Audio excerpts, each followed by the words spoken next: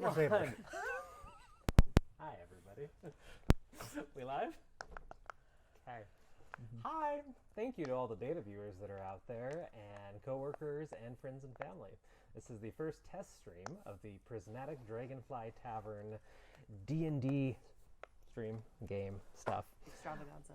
Say what? Extravaganza. Extravaganza, yes, the D&D extravaganza. So please forgive us while we are working out bugs in the overlay, our tech, and everything else. We're just going to be silly and have fun tonight with a one-shot. So my name is Kira. I am the DM of this amazing group of players. And tonight we are taking a break from the long-term campaign that we've been setting up and playing for a little while. And we're doing a one-shot that goes back in time for the current world that we're in. So we'll try and give you enough details to follow along with the story if you're going to hang out for the entire time. But my name's Kira, and we're going to go around the table really quick and say hi to everybody else, and then we'll dive in to the story. So I think we'll start on, because it's weird with the overlay, I actually don't know where everybody is in the overlay yet, but we're going to start with... Hi everyone, I'm Jillian, she, her. I totally forgot any other introduction I need to do of myself. That's fine. You can just go with that. Yeah, I'm actually she, her as well. So thank you for reminding me. I'm also adorable and a delight. Hi, I'm Ryan, he, they, and I am not wonderful and a delight, but in fact am a trash goblin. Can't argue with it. Yeah, no, it's true. Hi, I'm Sarah. I go by she, her. I am not a trash goblin. Good for you. Yeah, it's, So proud. yeah, I am too. Just check your privilege. Vale, I go by they, them. Joe, they, them. I'm more of like a were trash goblin, depends on the setting. And the moon cycle. Yeah, and then My name is Jenna. I am an actual human woman. She, her. there's a few of us. That's it. Yeah. Cool. Well, welcome to our crazy little corner of the internet as we embark on a fun one-shot adventure. So, all right. Tonight's one-shot is 14,000 feet at the Chestle Peaks. To set the stage for the players, once again, and as well as anybody watching this, past, present, future. This is all taking place in my homebrew world of Akorah. So in Akorah, it was a planet that was born without magic. And at one point, an asteroid fell from the sky, impacted a very large forest there by the name of Treetop, and the planet was infused with magic. At one point, there was a rogue mage called Edwin who managed to disable the ley lines of the planet that kind of branch out from this asteroid that impacted it. It's been there for thousands of years. Almost like all of the population can use magic if they choose to, practice it, etc. But this unknown mage named Edwin came out of nowhere and shut the ley lines down. They actually stopped being, invisible parts of the weave that ran through the world, and they crystallized, and magic stopped for a very large chunk of the world. This allowed Edwin to destabilize massive empires that had been around for some time, the biggest of which was the enchanted empire of Eliond. And he then started to monetize magic by implementing these magical licenses made of a strange bit of crystal, tree bark, and some other materials. And if you paid enough money for one and had one bounded to you, you could use magic again. A little bit of it. Depending on how much you paid and what kind of license that you had, you could only access certain types of magic for certain time slots, very much like having your power restricted on your house for rolling blackouts. So the world quickly did not like this new dynamic for a lot of reasons, because when magic shut down, everything shut down. Teleporting pads stopped working, you couldn't use enchanted items, you couldn't use potions that were made from magic. So much of the society that had developed in this world around magic just stopped functioning because of Edwin. So over time, a resistance mounted. And the wonderful players that first played in my world, who I was lucky enough to want to play in my playground, they played a group called the Heroes of Arlia. And they were the ones that eventually took Edwin down in the end.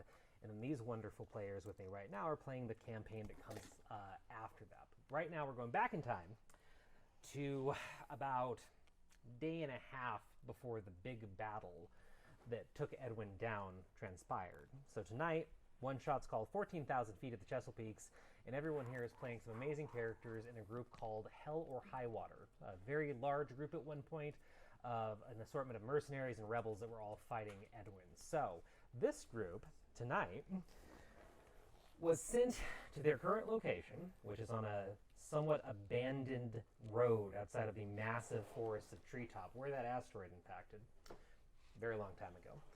And they are all traveling, walking down this road. Sun just went down about 30 minutes ago, and they were given instructions from the leader of Hell or High Water, Cern Kingsguard, to meet a contact here. They don't know who they're meeting. They just know this contact is going to have more instructions about this upcoming battle, how Edwin's going to be taken down, where he is, the heroes of Arley are involved somehow. They're walking down this abandoned road, starry night out, near this massive forest with trees that are hundreds and hundreds of feet tall, and they're looking for someone out here. They have a map to a rough location that they're about to meet, and all they know is this person answers to the word Larnlas, an elvish word. So we'll go ahead and pick up on this road as this adventuring group is walking together, this band of misfits and mercenaries, and we will have them introduce themselves. This time we're going to go around the table from this side. So why don't you let us know who you're playing, pronouns, what they look like, any other important details, and we'll just take it from there.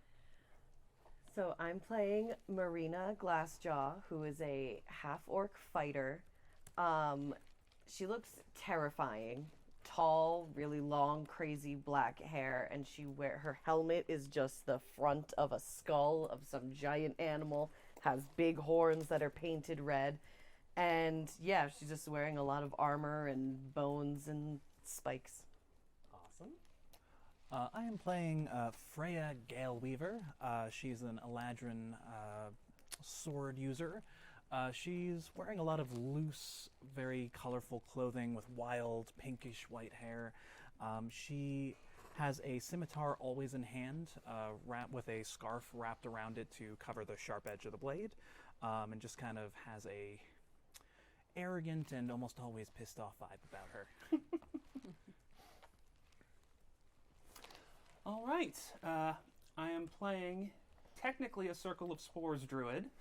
The character's name is Isadora Saltchild, and she is formerly an orphan from the city of Locksport, Hell or High Water is based out of. Been an adventuring mercenary for a long time. But very recently, she, along with about 2/3 of the entire company, were murdered. She didn't stay dead, though. So, she was a human, and still basically has that shape. Basically bloodless. But the strange thing is that she's been reanimated by some kind of magical fungus, and periodically that can bloom through her skin and enhance her abilities.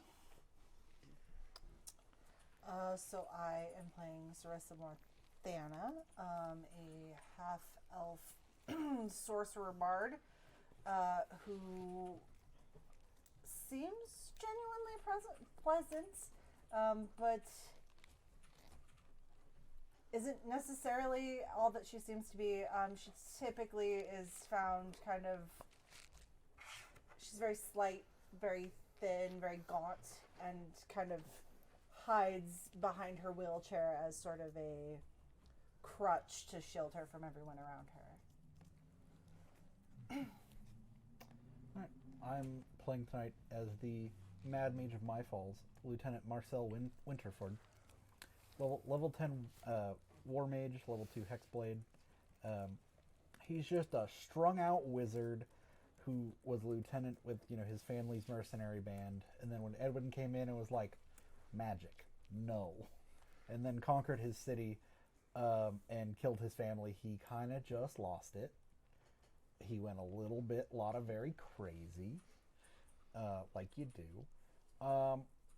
And, so a few bad years and a few very bad trips later, he's now just a strung-out wizard doing a lot of drugs and ready to kill Edwin at any opportunity. Makes sense. I'm playing Will Eldath.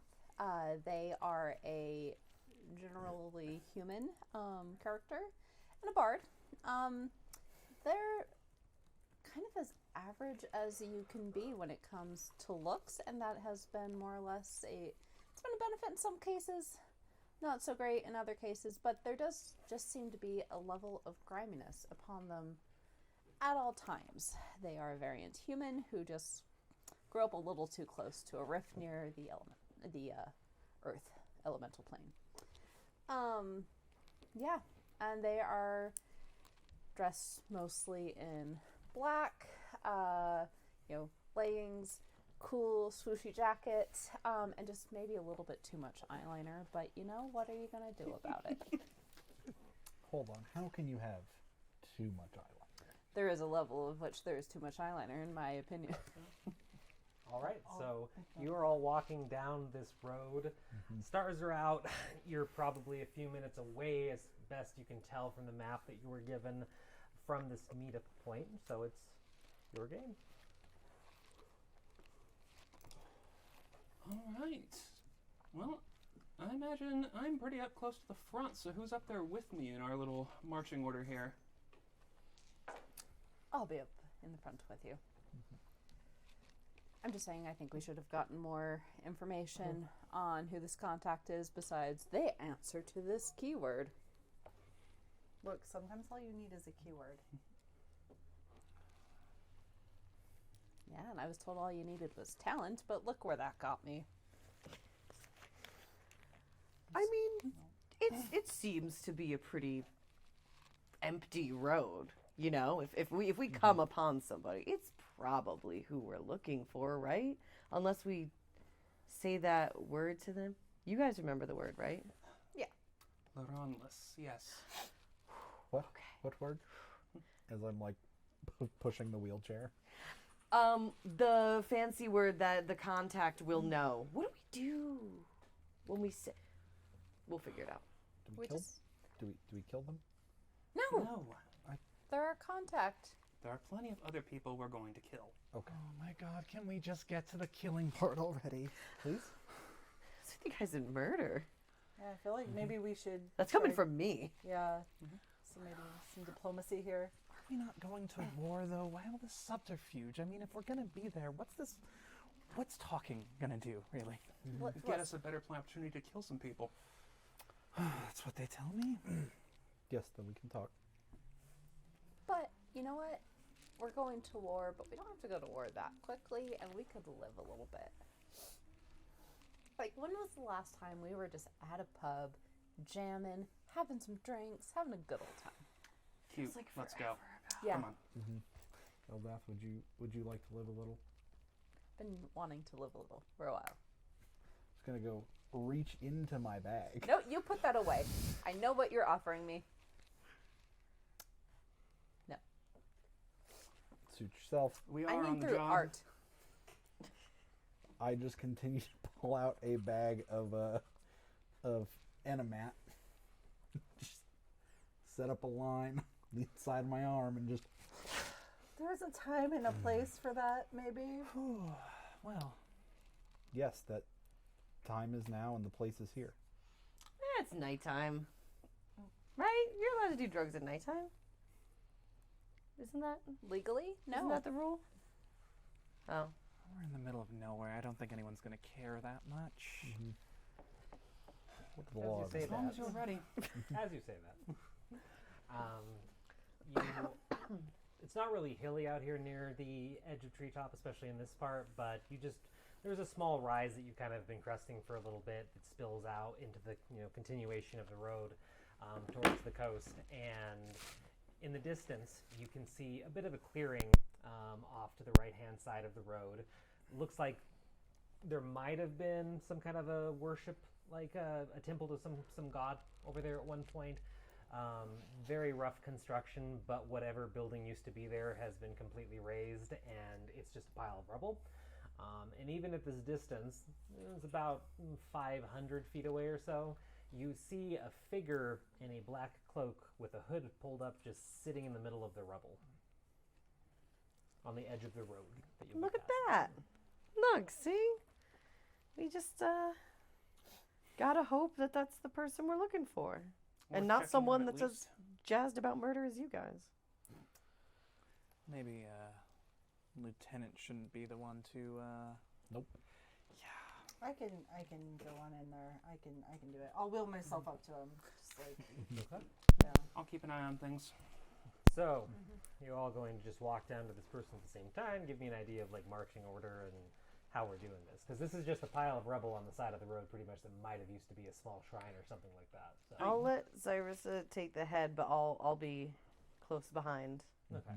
I'm gonna just kind of find a position by the rubble to keep an eye on things, like make sure that's going okay and that nobody else is coming down the road while this conversation happens, because frankly, I don't have a lot to contribute to friendly discussion.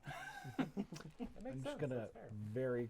I'm just gonna follow behind them towards this person about 20 feet back, just like I'm there in case anything goes wrong. Okay. I'll probably be 30 feet directly behind you. Yeah, just everybody's kind of spreading out a little bit, then fanning out as your face takes the lead. Yeah. So I will walk up to him and I will him, whoever this is, the hooded person. You also wheel up to them. Yeah, I wheel up to them. Wheel up to them. Apologies. I will wheel up to them as fast as I can, which is not very fast. I'm not very strong. And I will say, Larless. So as you, wheel yourself up, by the way, how would you describe like the wheelchair? Like the colors? Is there anything like anyone would notice about like this specialized wheelchair? No, it looks almost like I have gone through the trouble of making sure that this thing is unnoticeable as possible, and my Okay. clothing as well. Like everything is just very mundane. Aside from how gaunt I am, like there's not much about me that seems noticeable. Okay. So you wheel yourself up to the edge of the rubble. You can get within about 15, 20 feet of the individual that's just sitting there in the rubble. Has their hands on their knees and elbows on their knees and chin in their hand. And they look over at you and kind of cock their head to the side at the word, and you hear what you assume is a female voice issue back in response. It goes, your pronunciation's a little off, but I assume you're from Hell or High Water?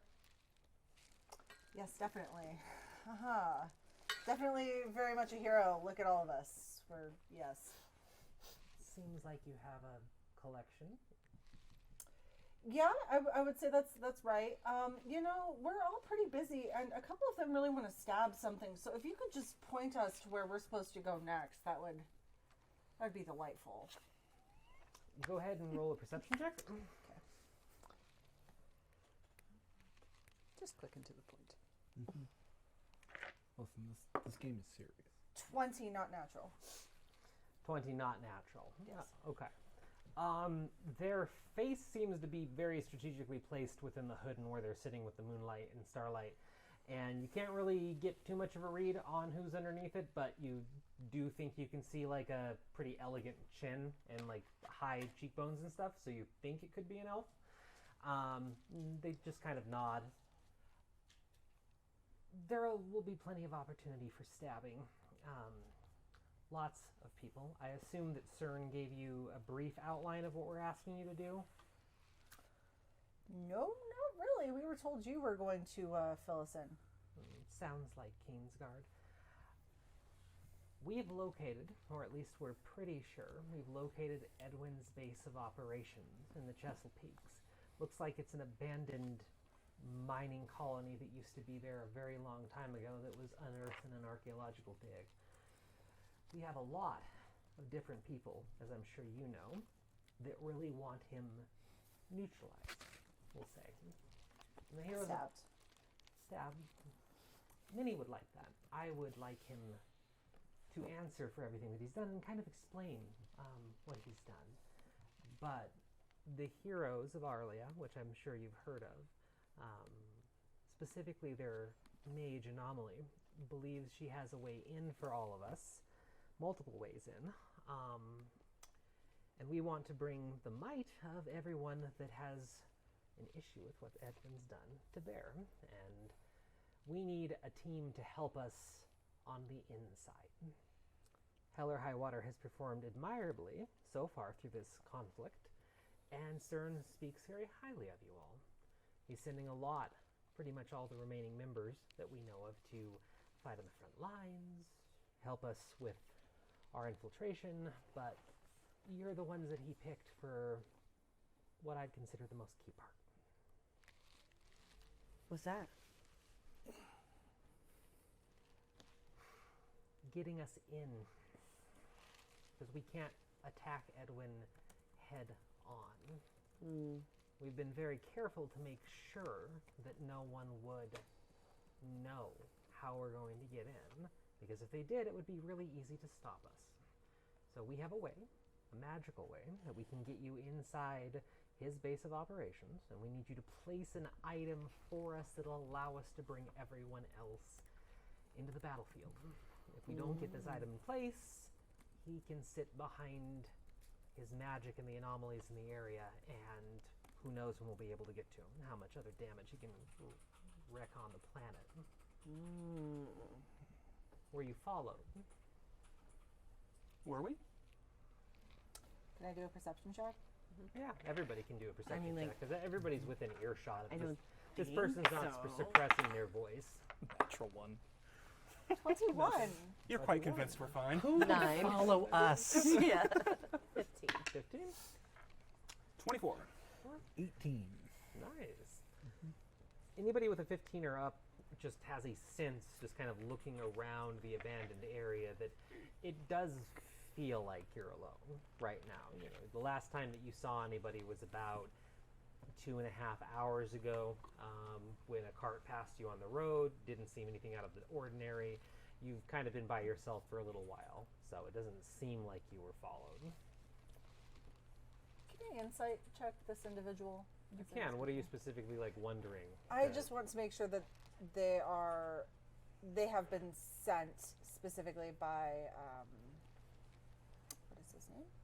Cern Cern. Kingsguard. Yeah, your Cern leader. Kingsguard, and that they're not making it up. They're part of the resistance. They're not putting us into a trap. Is kind of what you're looking for. Yes. Yeah, True. She could just be waiting on the side of the road for any keyword. Could. We Could. Yeah. Could be a scam or a grift or something like that. 24. 24? Yeah. Oh, nice. So yeah, you can, in conversation, the way that I'd say insight would play out in a case like this is, you can ask her some other kind of a question about, when did you meet CERN? Toss in a bit of identifying information about the color of his hair, which is, short, scraggly, and gray.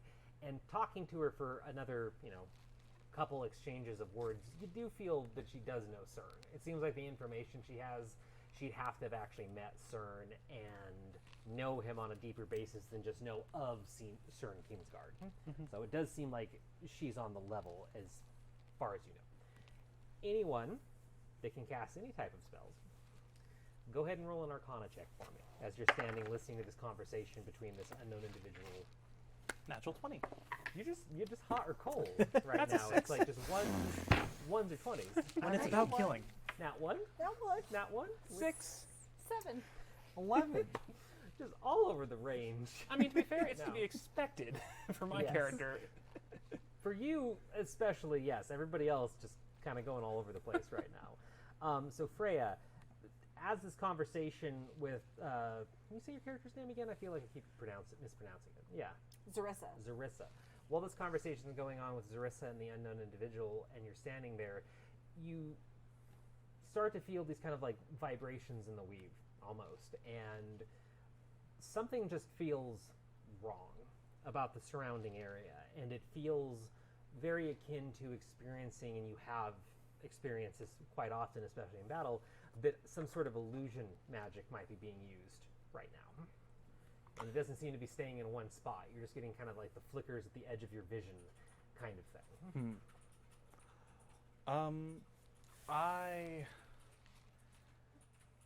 It's really important in these situations not to panic, and I lift up the scimitar with the scarf kind of falling off towards it, and I step closer to you, pointing it at this figure. Are you sure you weren't followed? There's pretty much no way anyone or anything could follow me, but do you sense something? Can I cast a detect magic here? You can. I will do so. Okay. So any specific way you'll be casting that at all? for Isadora, like how her magic would look? I think a lot of it basically, it's coming directly from the spores that have kind of taken up residence in her body. Mm-hmm. So I feel like when she's sensing this stuff, like they don't necessarily become visible, but they kind of start moving through the air and kind of forming a concentration around anything they find that's like, this isn't natural. Okay. So yeah, there's this rush of green and gray spores that just kind of pour off Isadora. Very, very faint, but enough to be noticed. And they just kind of whoosh out along the ground. And eventually they swirl around like what look like a pair of feet on either side of your group. That as soon as the spores begin to settle on the outlines of boots, they spring into action and two individuals seem to shimmer into existence and lunge for the nearest targets. Which means we will be rolling initiative after the surprise round. We can't be surprised because I have a quarterstaff of warning. Oh, do you now? Yes, I do. That's awesome. What does the quarterstaff say? Does it? I think it does like something like vibrate or make a sound. Yeah. So in my case, I guess it would probably just vibrate because I want it to be as casual as possible. But it is definitely like I would say that I probably have something on there that makes it rattle a little bit, so everybody around me knows. So you just at hear this like, point. Yeah. Awesome. A So like maraca. A maraca. as the spores are pouring out to like the spot and they're going to eventually identify these two sets of feet, everyone in the party hears what I would assume is like a distinct trigger at this point, that just the faint of the little rattle that's on Zarissa's staff, which allows you that reaction time to, prepare for what's about to come. So no surprise round. It's awesome. So go ahead and roll initiative. Wow. And we'll go ahead and get a quick battle map set up after we get initiatives from everybody. And we'll be doing the standard 15, 20 range and stuff like that after everybody's rolled. So, all right. 15 to 20. 21. 21, 25. 21, and 25, 21, 25, Vale. 15. 15. 10 to 14. Oh no. Oh dear. Oh dear. I'm being intimidating. 5 to 10? 8. 9. 8, 9. 9. Okay. Okay. It's going to be interesting. And what is your dex modifiers? Like, what's our initiative modifier? Or just Your, dex? your dex modifier. Plus Well, 3 you could also use your initiative modifier. I typically use dex. What, plus 1 you said? for plus- dex. Plus 3 for dex. Nice. Plus 4. Plus 4. Okay. Plus 6 to initiative. Yes. All right. And then 1 to 5. Sarah. I said 25. Oh, you did say 25. did. Sorry, my Everyone's notes counting hadn't for- updated. For How'd a you second. roll I a was like, 0? I was like, Negative that's very 2. confusing. So yeah, that's going to be Zarissa, Marcel, Isadora, Will, Marina, and then Freya.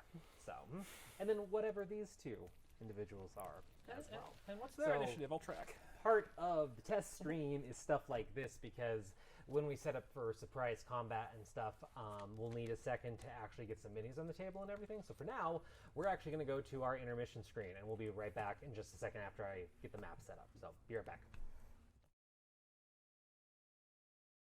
One live. Welcome back.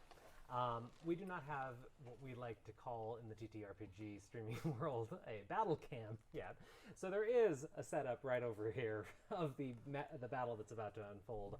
In the future, especially when we go live with the main campaign, we will have that. But right now I set it up for the players and me, so we have a reference, but hopefully if you're following along, you can still enjoy the story and everything else that unfolds with this. So starting at the top of combat is going to be our intrepid leader.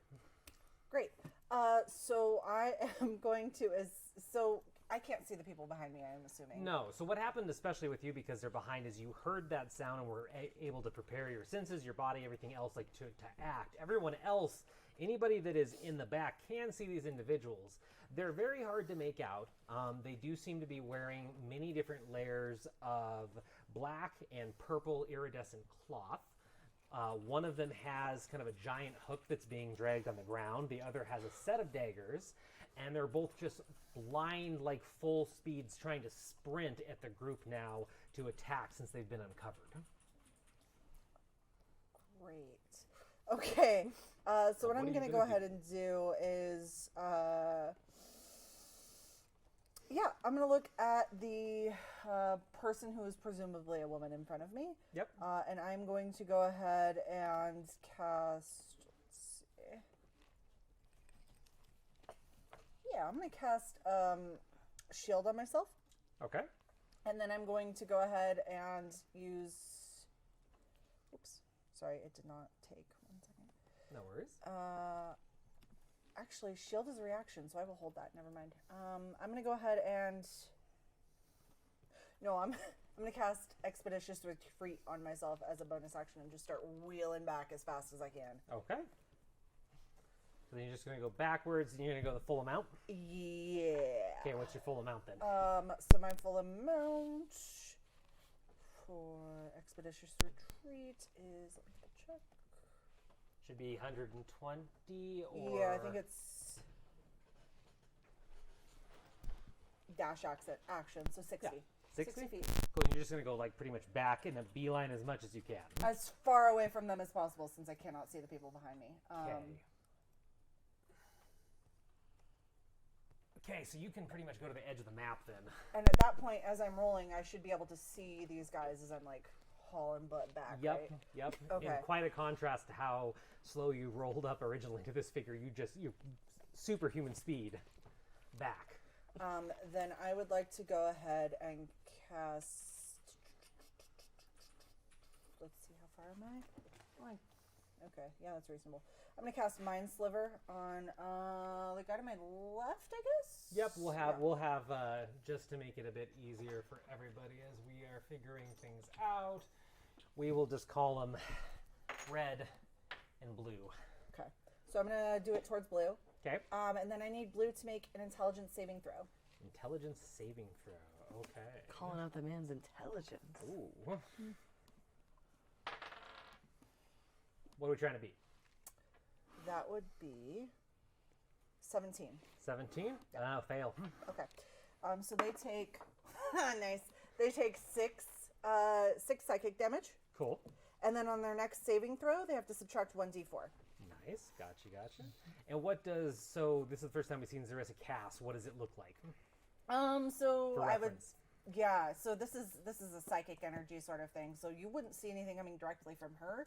You would just see whatever is happening to this person as it's hitting them. Okay. Basically. Okay. So just kind of like an an impact, but with nothing there. Yes. Almost.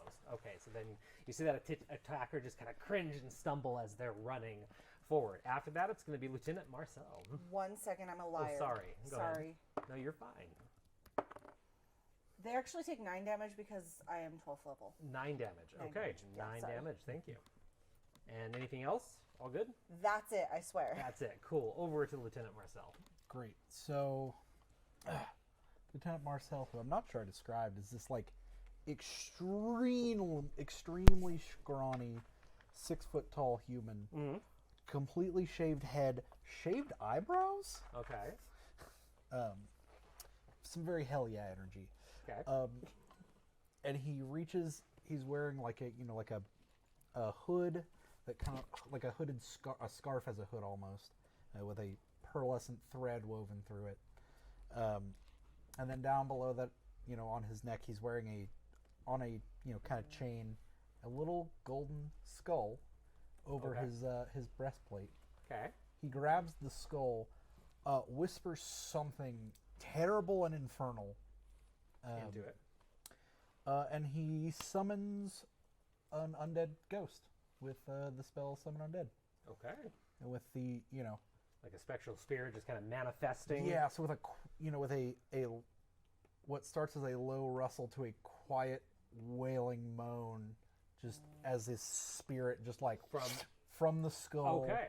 just kind of floating around. I'm gonna summon it next to wherever Zarissa just attacked. So way in the guy. back. So that's Yeah. she shot all the way into the back. Next to whomever she attacked. Is what I was trying to Okay, say. I so didn't to quite the pick- blue. Okay. Yeah.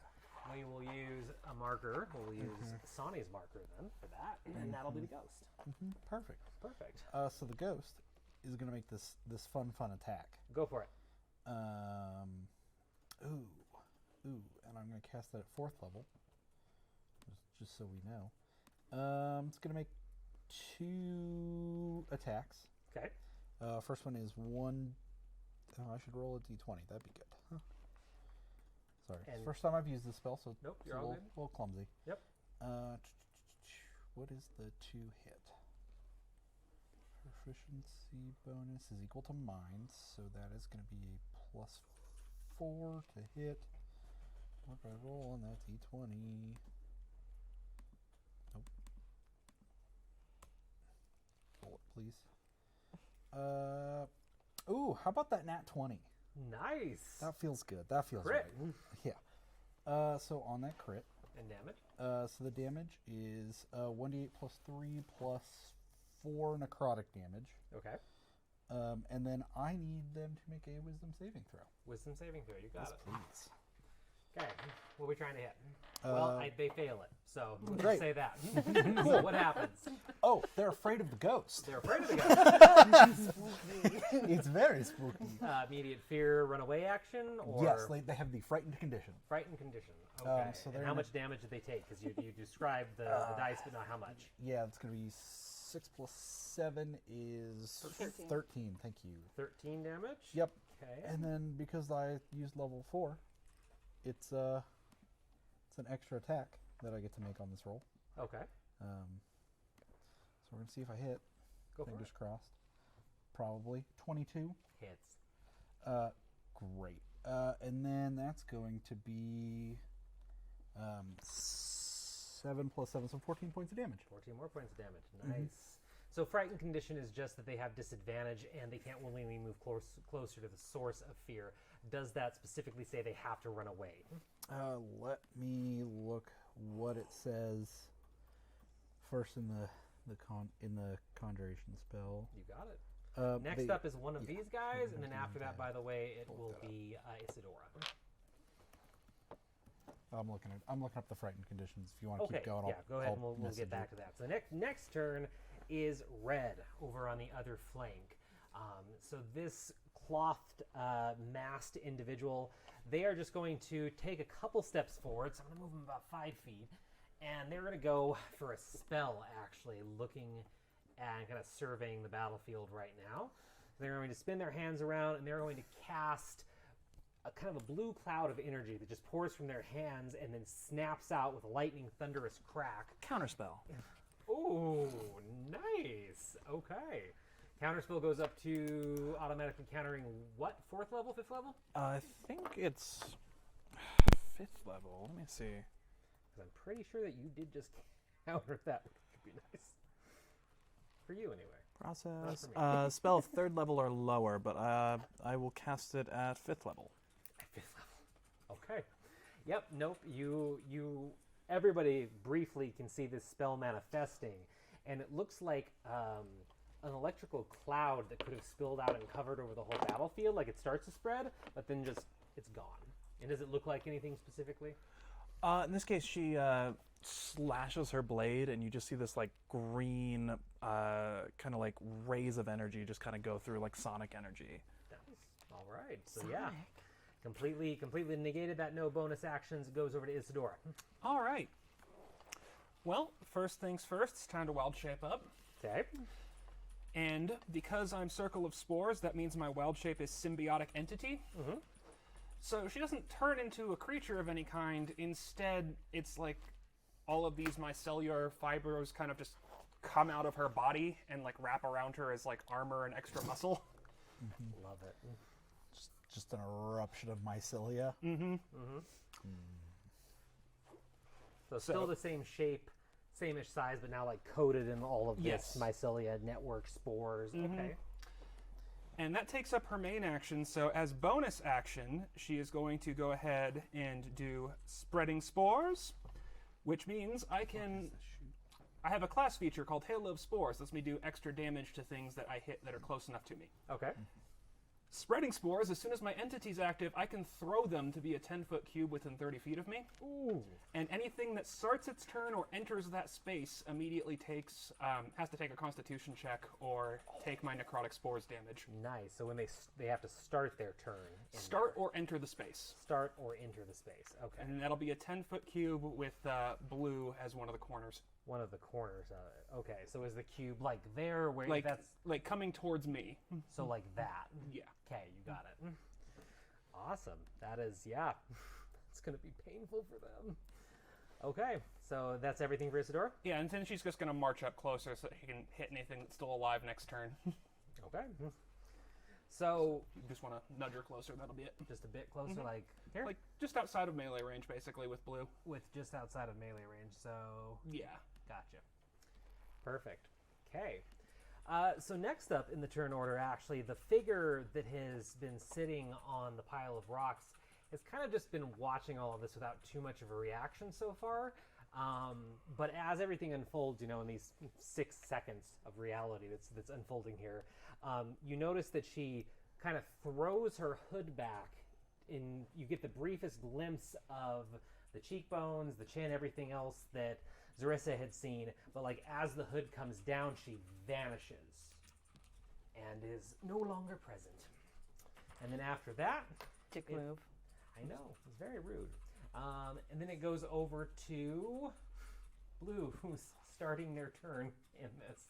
So con check, right? Con check, and I believe it's going to be a 17. Let me make sure. 17.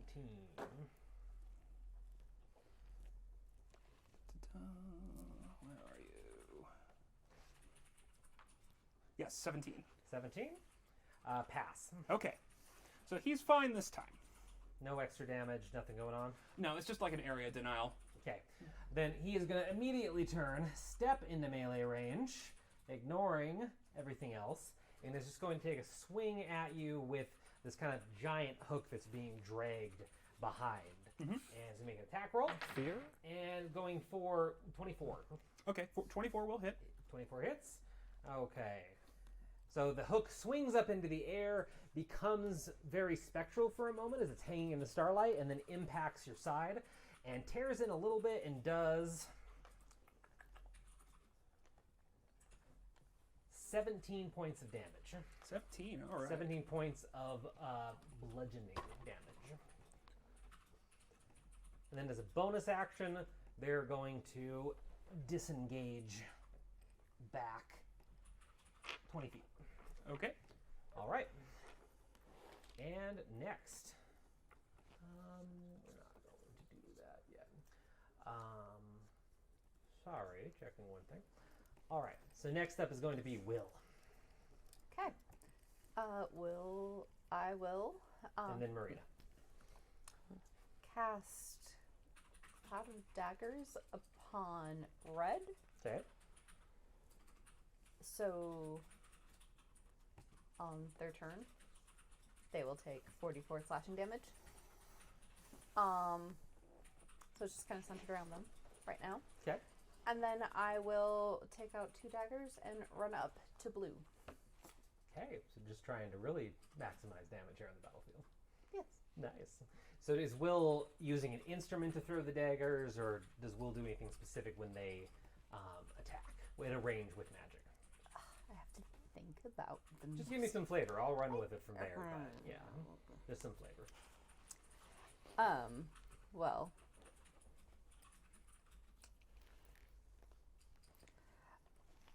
I was going to pull out their pan flute, Okay. play a very sharp tune, and daggers will erupt from it. I don't know. We're gonna go with that. Okay. Yeah. No. It plays a it's striking couple chords like on the pan flute, and these kind of daggers that phase in and out of reality, don't fully look real, just shoot across the battlefield and impact kind of into. I shouldn't hit my mic either. This is why you do test streams, because there's a mic right there into their chest. And how much damage happens to Red? 44. 44d4. Yes. Okay, give me that damage. Okay. Yep.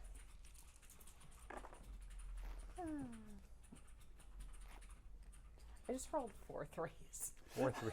So 12 points of damage. 12 points of bad. damage to red. Nice. And then you're going to use your movement and run towards blue. Yep. And then are we doing anything else? As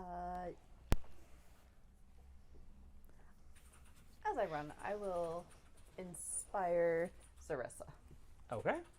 Wait, no. Who comes after me? After you is Marina. Marina. I will inspire you. Okay. So as it's going to be a D8, D6, D8, I think? D10. D10. Ooh, higher levels. Not used to those. So you have a Wow. D10, you can use that. Hmm? Kill. All right, and then that takes us to your turn. Tell us what's up, and then after that will be Freya. Okay. So, what I'm going to do is I'm going to about face and face towards red.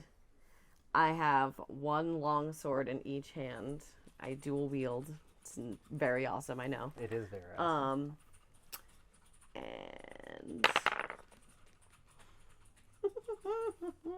okay. Inspiration? Oh, how much was the inspiration again? D10. D10 on top of it, because it sounds like you need it. Yes. Yes? 2 plus Sorry, I can't do math. That's okay. so that'd be 17.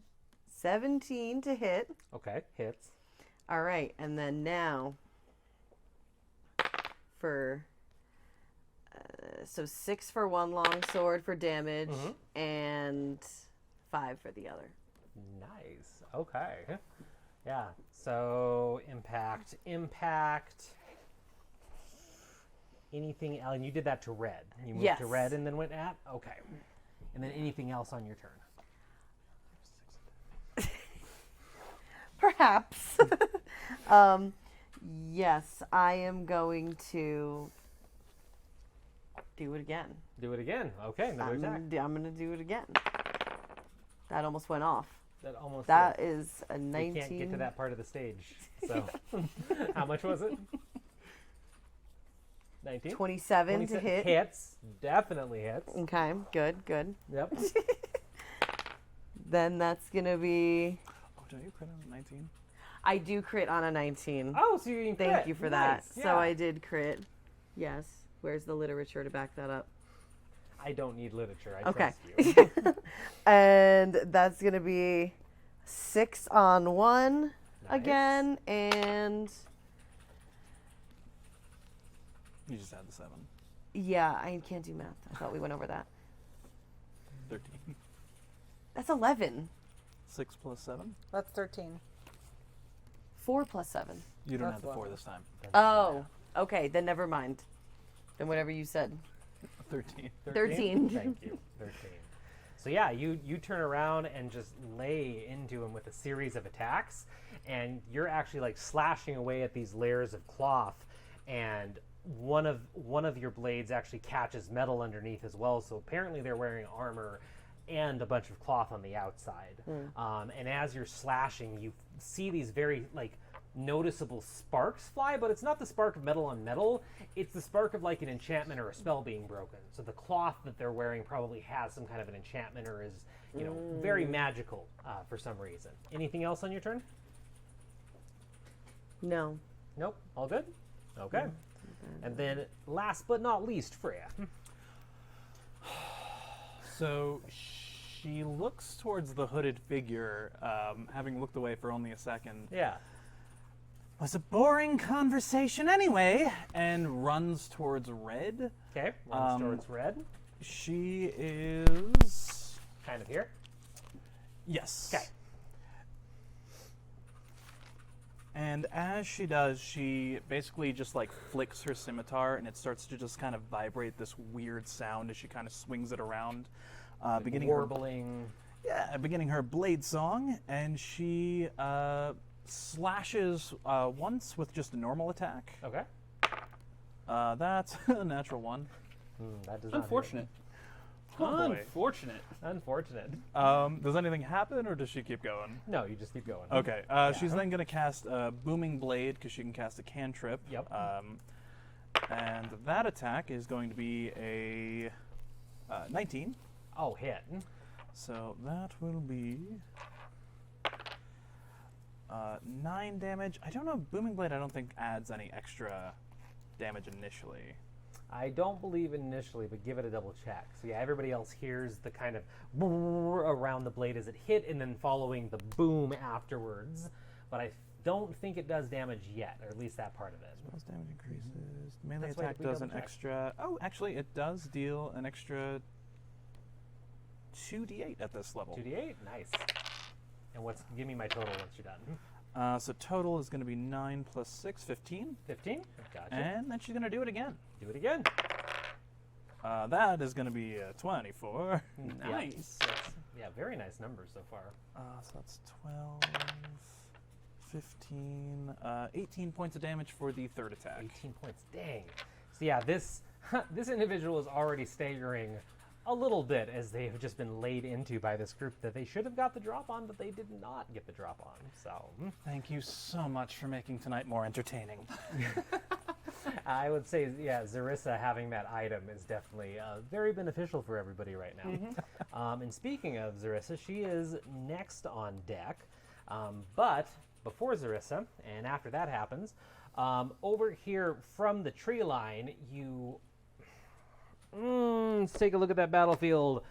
Everybody from there over, so a large portion of the battlefield actually. Everyone that's not dogpiled on red. Yeah, everybody that's not dog. So everybody except Marina and Freya actually immediately can see a figure sprinting from the tree line, and they're moving in that way that Zarissa was moving herself with the the bit of the magical blur of using haste or expeditious retreat or something like that. And you see them just beelining it towards the fray. No weapon drawn yet or anything like that. But as they get into range, kind of near the rubble, you can see it's the figure from before, and they seem to be just hoofing it with the assist of magic. The hood is completely down at this point, and you see messy, like shoulder-length, bright blue hair kind of like flapping in the wind, and they seem to have like half plate on underneath. And as they're running, they go for a weapon at their side and pull a rapier out, and as the rapier comes out, it has like a shrill whine associated with it, and it is just glowing and vibrating like a bright goldish white, very much like Holy Avenger or some sort of a paladin weapon. And they continue by, and they're going to run past Isadora, not paying Isadora any mind, and lunging at this figure with their rapier. They don't have a shield or anything, they just have the rapier, and they just lunge and go in for what hopefully would be a vicious attack. We'll have to see. And they're going to hit. So they come in with this rapier, bring it up over their head, and just plunge it into the chest of this would-be assassin. And they do 17 damage. And that is going to be their turn. But now, especially anybody around gets a better look at this individual. Shoulder length, bright blue hair, ears, cheekbones, everything else like that indicates high elf most likely. And her cloak, which was wrapped around her, is now in the back, and her armor is bright silver with blue accents, and there's some kind of an emblem emblazoned on one of the shoulders. And then it goes back to Zarissa. Okay, I'm going to drop concentration on Expeditious Retreat, and I'm going to go ahead and... let's do that. I will summon Aberration at nice. Let's see, what is this? 6th level. And I will specifically summon a Star Spawn, because why not? Oh boy. Star Oh no. And so it now has the same initiative as me and takes an attack after I do. Awesome. Okay. So that is that, and then I will go ahead and use my... Oh, and quick note too, as we're figuring out test stuff, when you roll attacks, feel free to roll the damage with it. So like whatever you're attacking with, just roll it assuming it's going to succeed, and it might help with having the damage ready to go for you. So I didn't say this, but I want the Star Spawn to manifest right where I was attacking over by blue. Okay. Once again, over here. Kind of like at the back side of him. Back, like here? No, like, yeah. Mm-hmm. Here? Yeah. Okay. And then I will go ahead and use Meta Magic and spend 2 sorcery points to use a spell as a bonus action. Okay. So let me do that. Meta magic, gotta love it. Meta magic. Whoops. Okay, there we go. No, don't you. Sorry, it's fighting me. And then I will go ahead and cast.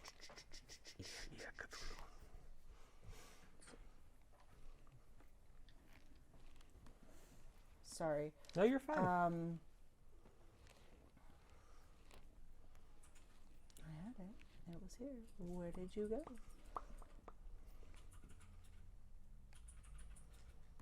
Hold on. You're fine. There it is.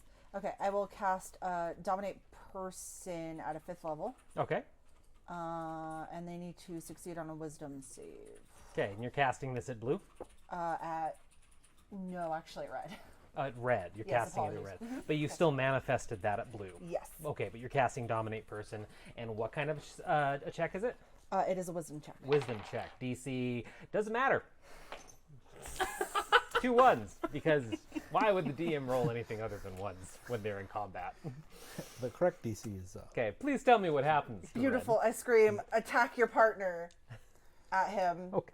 Okay. He still acts on his turn? He acts on his turn, yeah. Okay, so Red's going to attack blue on his turn. Great. So Perfect. that is a 5th level that I just... Brothers, my brothers. And then it will be the aberration's turn. Your Star Spawn. Star Your Spawn. Cthulhu, pretty Yes. much. Yeah. So Star Spawn will go ahead and... He's over there. Yep. Goes for blue. Okay, he's going to go ahead and... Where did this go? Ah, here we go. At the start of its turn, each creature within 5 feet must succeed on a Wisdom saving throw against my DC.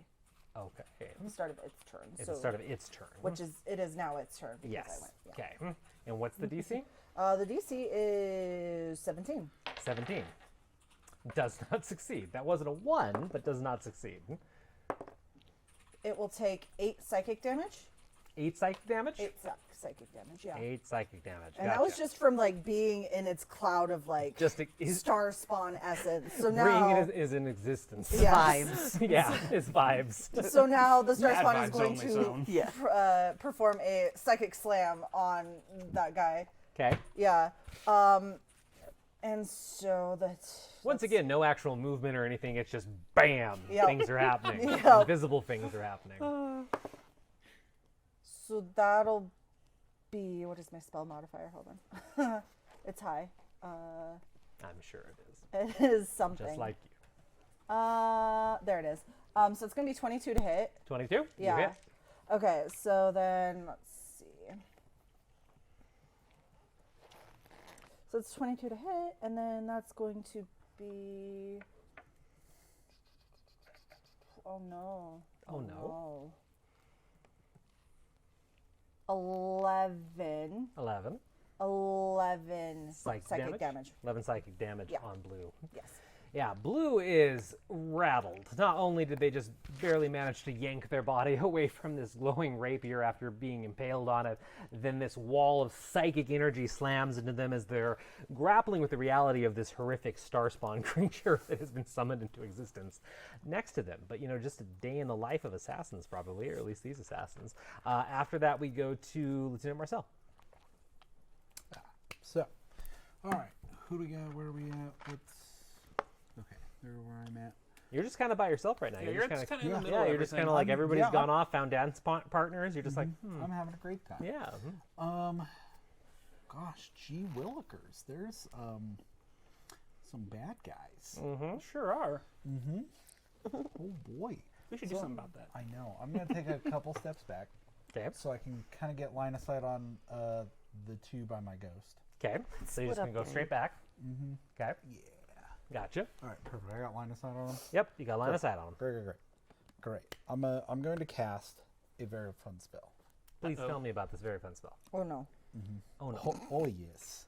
Let me get that very nice. They're using all their big spells the first fight. That very nice 2nd level Scorching Ray.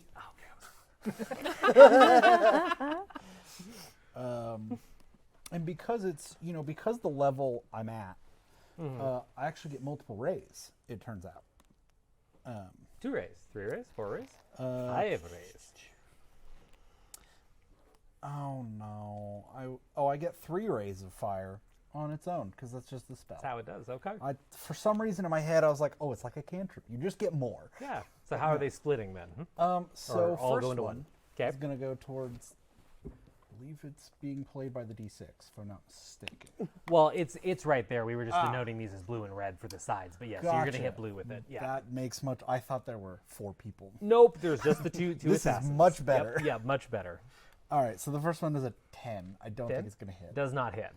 Oh Just dear. manages to go over one of the shoulders as he's dodging everything else in his vicinity, including the Eldritch Horror. What a dick. He's got a lot on his plate right now. How about a 14? 14's not hit. It just had to be How the about a line. 21? 21 does hit. That is the magic number. Marcel, watch your targets. Yeah, I It's just that like extra. It's that line that he did on Yeah, the I'm road. just It has consequences. very excited. Yeah. So what target is the one that hit impacting, or did you send them all towards blue? You know, I sent them all towards blue. Okay, that makes I sense. wanted to take care of these 2 specifically. Yes. I've hit one of them for 4 damage. For I'm- 14. Okay. It's truly disappointing. It's okay. I'm- You contributed though. I'm not done though, because I do have Okay. a ghost friend. You do have the ghost friend that has been standing patiently back there waiting to do something. What And happens? Bless his heart. He's just gonna make 2 more attacks. Actually, you know, he's gonna fly up towards the one I did hit with the scorching ray, Okay, that makes sense. Yeah. who I'm So, assuming is not frightened. is not frightened. Great. So he's going to make a melee attack against him, which is 1d20, and this interface is super awkward, and I hate. Well, no, that is the one that is frightened. Actually, sorry, Oh, because I'm there's only sorry. 2. But I mean, it can still move close to him. He's not going to go Yeah. near to it. But yeah, Yeah, I'm gonna attack the other one that's not frightened. that's on the other side of the battlefield. My bad. My bad. So you can still go for the one that's frightened, though. Yeah, I'm doing that. If you can do damage to it. Doing that for sure. Do it. Pretty sure that that 7 plus 4 is not gonna hit. Does Just not hit. something about that doesn't seem like Nah, it's gonna hit. does not jive. But still lashes out at it and manages to dodge. And it only gets worse. Stop using that. Would I- you like some dice? I absolutely would. I forgot my dice at home. Oh. Because as we denoted in my intro, I am in fact a trash gremlin. Thought it was a trash goblin originally. Oh, Yeah. okay, no most does. Or you just Poor K no los dos. you were exactly. okay. You know, I respect your identity. That's totally fine. Sounds good to me. Okay. I identify as floating garbage. You can find me in the Pacific Ocean. Is that all for Marcel? You know, I think so. You think so? I Okay. Okay. Very confidently that is my turn. Okay. Well, it's a fun thing because next up is dice were just magically shot in off camera. Ooh, and there's like a lollipop sticker in here. There's a lollipop. You got a sticker along with I your got a dice. sticker. This is and a shark sticker Wrong campaign for that. Wrong campaign. is, but So I'm it's going to so be Lovely excited. Red's turn right now. This Oh, assassin is is it? currently dominated. Their mind is dominated. I'm a dork, and those are both concentration spells, so he is not dominated. Wait, what did you cast? I The summoning's cast- concentration. Yeah. Oh, so you dominated, then you did the summon. Yeah. Okay. So he is not dominated. And just a reminder, they are surrounded in a cloud of daggers. They are. How much damage am I taking at the start of the turn? 12. 12? Yeah. 12 more. Ooh, 12 more damage. No, it was at the start of their turn. Well, yeah, which is starting right now. Right, they didn't take 12 more at the So I'm at 24 then. No, I'm saying during my turn, they didn't take the damage. Oh, so I'm just missing 12 total. Okay, but now that their turn's starting, do they take more? No. Okay, just the 12. One time. Okay. 12 damage. I mean, at their next turn, if they don't leave the cloud of daggers. They will be leaving. They will be leaving this round. Well, we'll have to. they? Yeah, we'll have to see about that. Considering they're probably going to sit in that actually, but we'll see. We'll see what happens with that. So they're going to pop out those daggers, and instead of going for a spell attack this time, they are going to. Ooh, so many targets. So many targets that we can attack. They're going to go for the one that just ran up and made lots of noise at them, and they're going to go for Freya. So daggers are going to lash out. 2 separate attacks. Rolling ones again? Not ones, but 5s and 3s. but still, weapon bonus, everything else. So I'm assuming that like A 13 doesn't hit. No, I'm dancing. I'm just jiving and stuff. That's what I thought. Okay. Okay.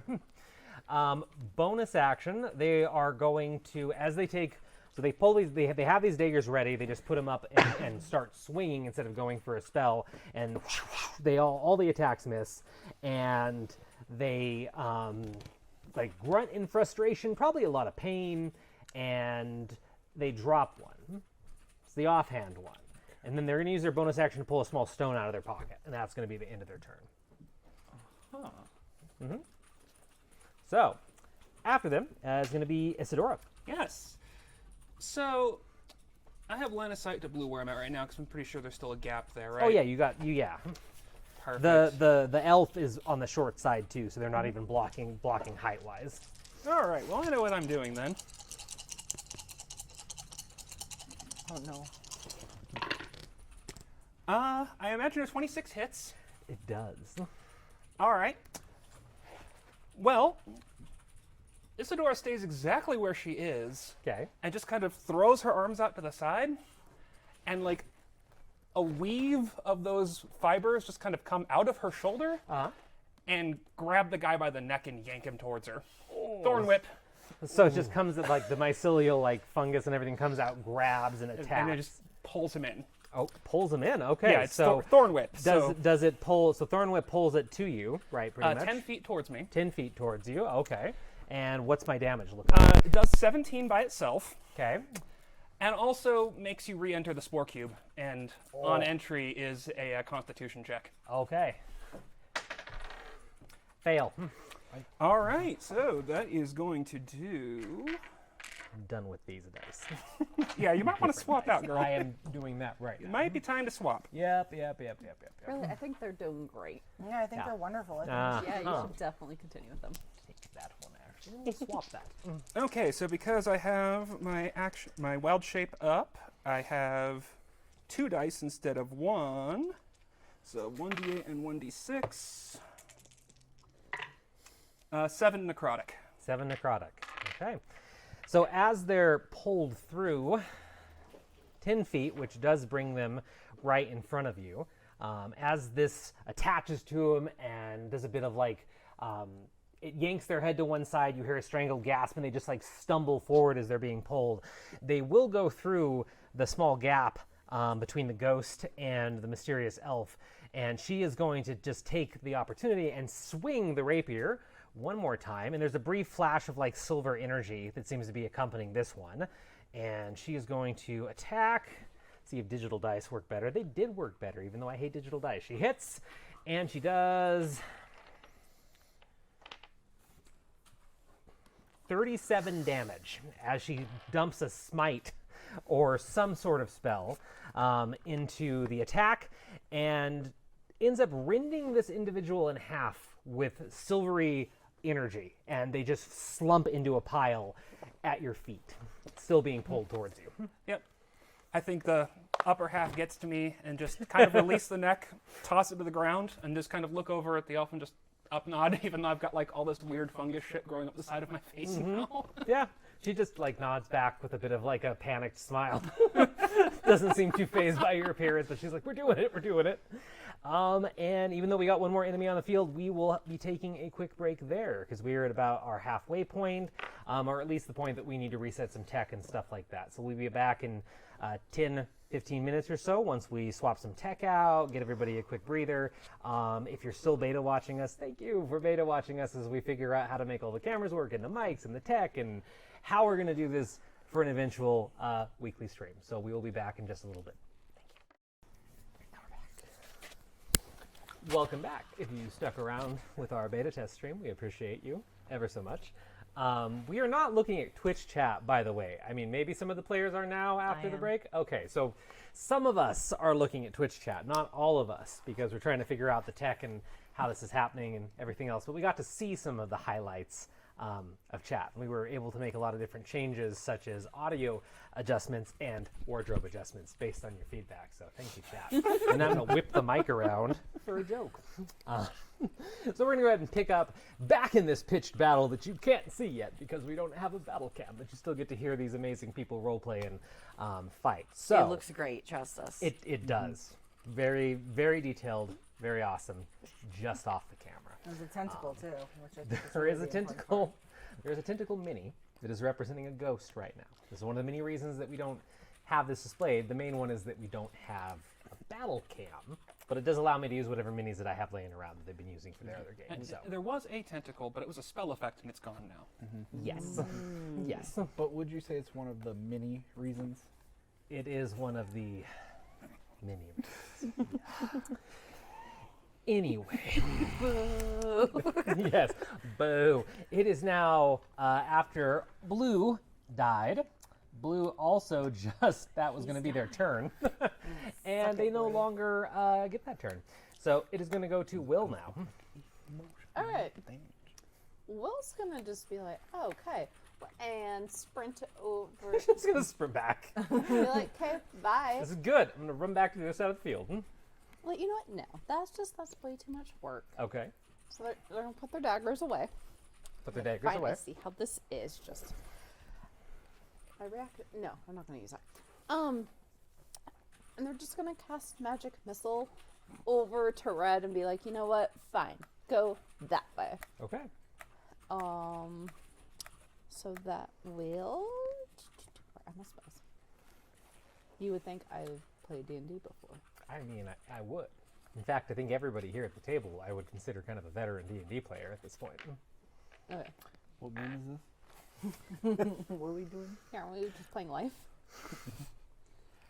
So that will be. There's not enough emotional damage for that. Don't you worry.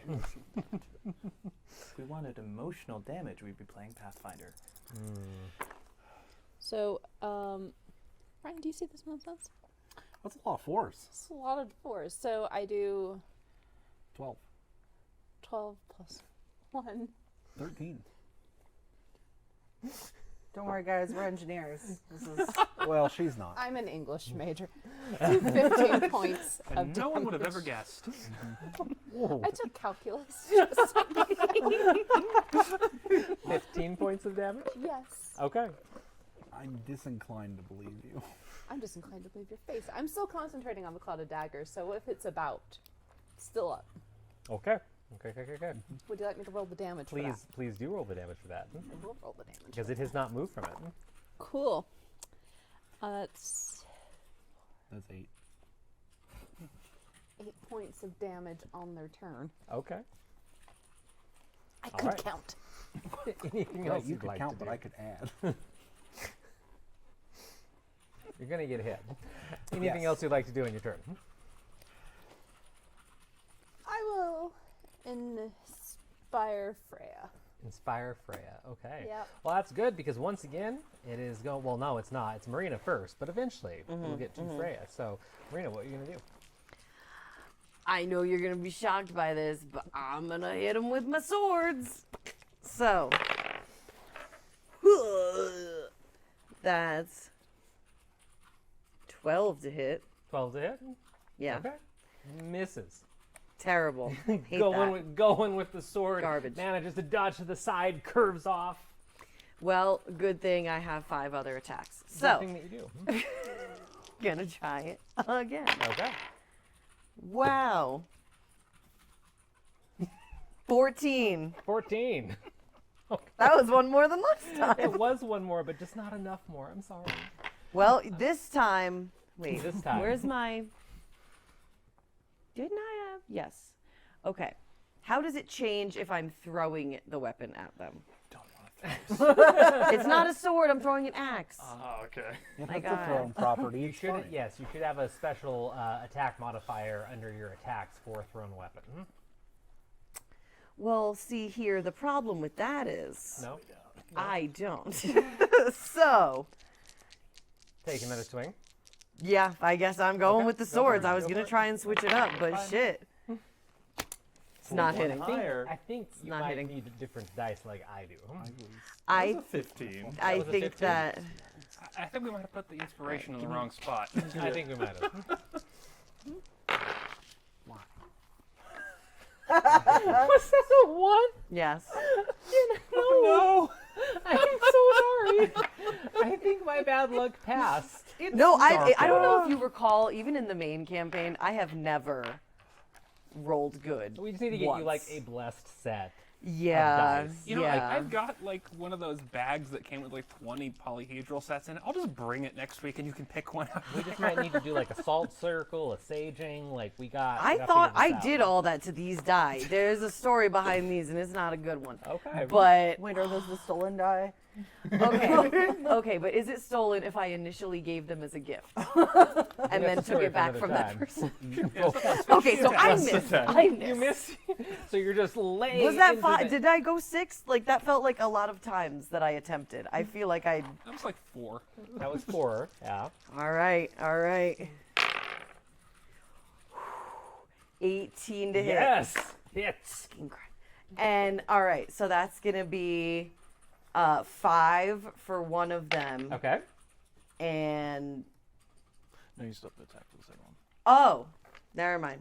So that was 5 for one of them, and then the second 19, which is a crit for me, and then that's going to be 12 Plus damage. you can 12 damage. roll Nice, that nice, well, nice. you roll that again. The D8, No, because I already rolled it for the first one. but you crit. Oh, well, Get I that can't get crit higher damage. than 8. So yeah, I'm keeping the 8. No, 18. Oh, you add it? Yeah. Oh my god! Can you tell I've never played a character this high before? That's okay.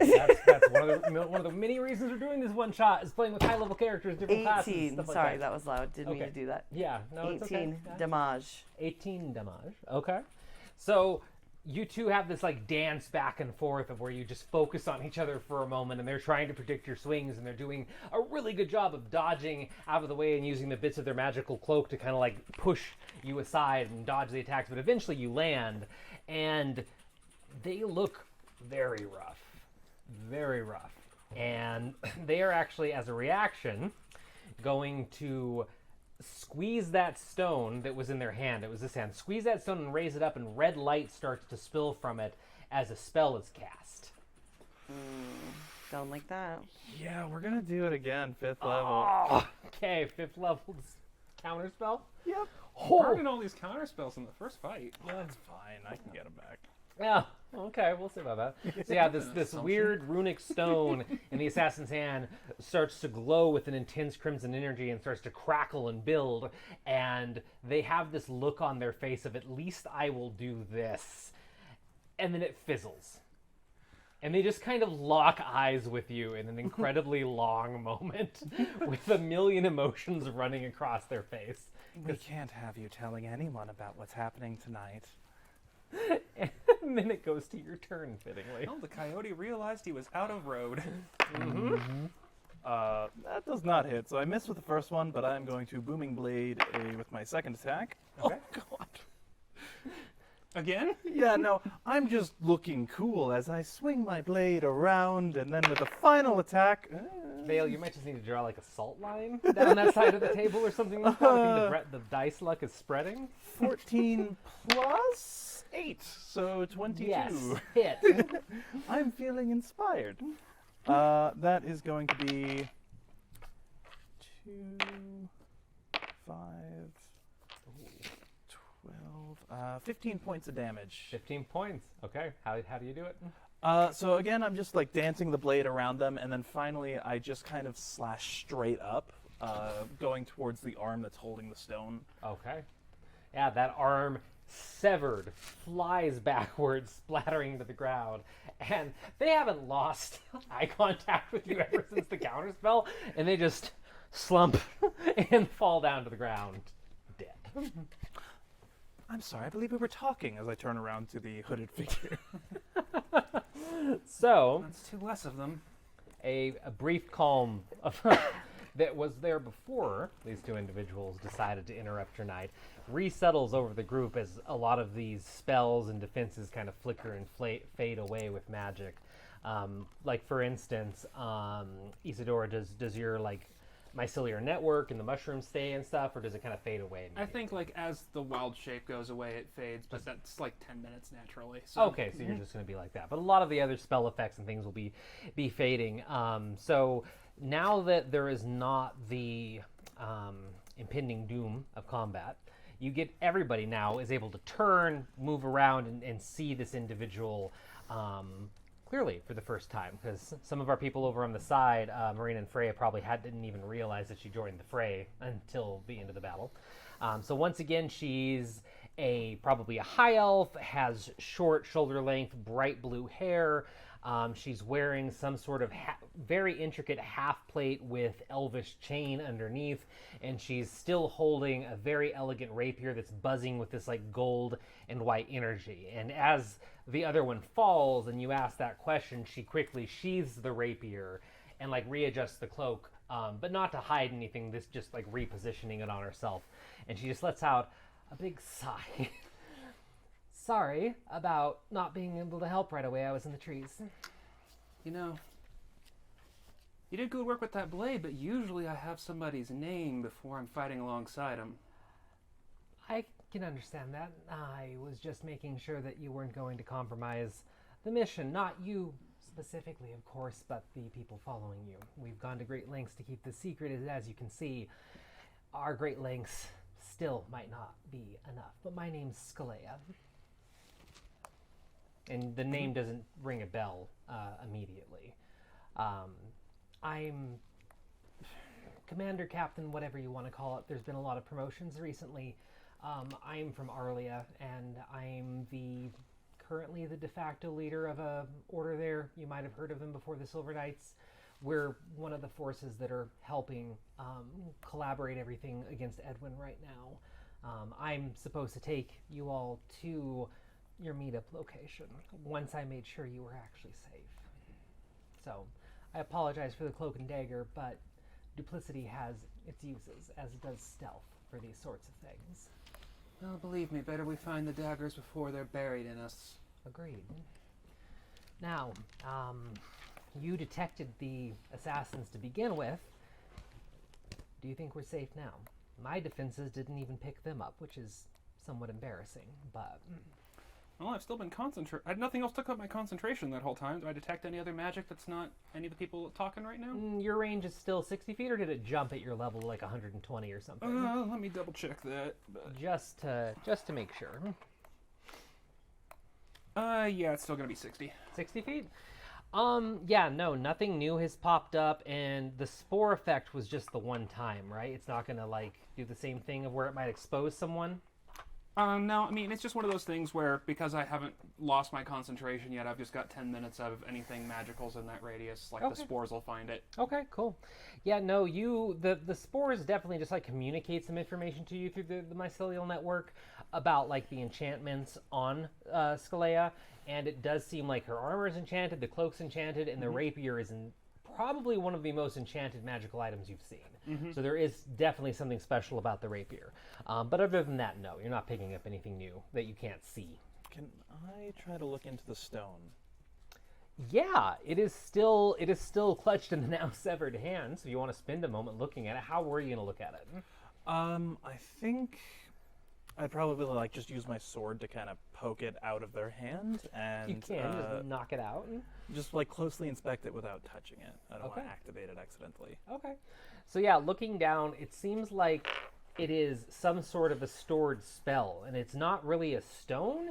It looks like a smoky crystal that has energy like bouncing around in it, and it has a lot of cracks on the sides where the hand was probably compressing it. So best you can tell, some sort of spell was stored inside of it.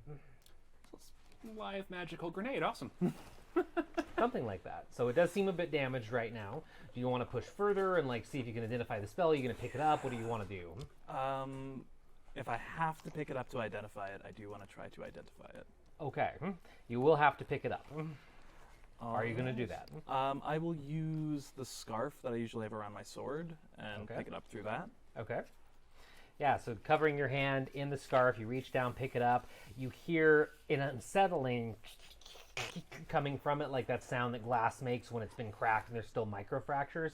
It doesn't really seem like it's making any new cracks, though, or getting worse. So you pick it up, take a look at it, and just kind of turn it from side to side, studying the manipulations and the weave on the inside. And it seems like a fireball is stored in there, as best you can tell. Something fire-based seems like fireball. I think we're safe, to be completely honest. And I will tuck it back into the hand and just walk away.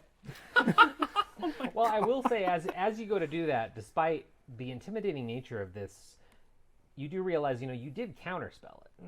So it's probably not going to fire that spell. It might just be like a residual image of what was stored in there. So you can definitely return it if you want, but you do clock that I did counterspell what it was trying to release, because it did, release a spell. Do I think I can store a spell in it? Not on the current state. It's too damaged, but it is an interesting item as far as you can tell at this point. But you don't, just things that you're connecting in your mind. Okay. Yeah, I'll leave it on the body. Cool. Well, with that, Scalia looks out at everybody, especially at the wheelchair, at the edge of things. I'm just back there So chilling. you're just watching. Yeah, vibing. Yeah. She's faster than people give her credit for, don't you think? She did move with far more speed than I thought she was capable of. That's for sure. CERN spoke very highly of you all. I wasn't making any of that up. So, but time is pressing, and hopefully, if we've eliminated any threats in the surrounding area, I need to get you to where you're going. So, if all of you can come here, we'll go. We're going to teleport. Excellent. I'll inside check that. Yeah. And as she says that, she reaches down for the rapier, but this time she unbuckles the kind of golden sheath from the belt and just holds out the sheathed rapier. As your insight checking goes, come over here, grab this, and I'm going to be taking you to the meetup location. 24. 24? Yeah. She seems pretty above board so far. There's no quiver in her voice, anything like that. Seems like she's much more comfortable. The biggest thing you pick up is that she is more comfortable talking to you now than when she was speaking to you through a invoked duplicity copy of herself. She seems much more, this is the vibe that I'm usually embodying and not the, subterfuge side. Okay. I'll roll up there. Okay. So yeah, she has this sheathed rapier out. Is everybody going to walk up and put a hand on it? Yes. Yes. Okay. So the absolute moment that the last hand clasps down on there, she's just going to mutter a couple words in Elvish and cast the spell Sanctuary, and reality's going to twist for a moment, and you're just going to flash out of existence in this field. You feel yourself pulled along with the hilt of this rapier, and moments later, you have a being and not the subterfuge side. Okay. I'll roll up there. Okay. So yeah, she has this sheathed rapier out. Is everybody going to walk up and put a hand on it? Yes. Yes. Okay. So the absolute moment that the last hand clasps down on there, she's just going to mutter a couple words in Elvish and cast the spell Sanctuary, and reality's going to twist for a moment, and you're just going to flash out of existence in this field. You feel yourself pulled along with the hilt of this rapier, and moments later, you have a brief moment of nausea wash over you as you land on a soft, lightly carpeted surface and get your bearings. And you're all in the same lineup as when you grabbed it, and even Scalia herself is going to stumble for a moment and then just kind of catch her breath and look around and make sure everything is as expected. And there's a faint holy symbol on the ground and kind of silver glow that fades over time as you will return to the place that she cast Sanctuary at some time ago. For her, the first thing that you notice about your surroundings, except the fact that you're standing on carpet, which is, usually reserved for very nice areas of the world and very nice buildings and keeps, is that you're in some sort of a very old house. It's very rickety. You feel like vibrations going through all that. You hear wood creak and moan, and looking past her, you see a grand staircase that goes up and around to kind of like a viewing platform, and you see hallways and doors going off in multiple directions. And at the top, you see a glowing green and blue orb that seems to be made of like dancing arcane lights just kind of floating there. And it looks like a rough representation of like the land of Akorah from outer space. So it looks like an entire globe as far as you can tell. And then as each one of you chooses to relax your hand and let go and kind of, take in this strange house that you're in, you look behind and you see the sky, thousands of feet in the air, and you see a very faint shimmer as this half of the house, where the front door should be, is torn off. It looks like there was an explosion that blew this entire wall of the house out at some point, and there's a faint flicker of some kind of a magical field there holding it together as this house is flying through the sky, thousands of feet in the air. This is very disconcerting. And I'm just gonna back away from that edge. Don't worry, you can't fall out of it or anything. It's spelled to make sure. A good mage friend of mine did the damage, and then she also sealed it. But you'll be fine. Why? Teleportation's what? even worse now. Why here? What? The main reason is that, well, this is our base of attack, actually. This is how we're going to be getting to Edwin with everyone that has signed up for the battle that's going to come. This house is it's a bit of an artifact, to say the least. It's made of ancient trees from Treetop. It's one of a few that were ever made, or at least as far as we can tell. But the heroes from Arlia were the ones that found it, and it has some interesting powers when it comes to travel. They're actually, I forget which hallway they're down, but they're all here along with about 225 other people, I think, at this point. Different walks of life, different organizations, and they comprise the bulk of the forces that are going to be fighting against Edwin soon. That is, if you can get us in. It's a couple companies worth. It's not bad. This house has a lot of bedrooms, to say the least.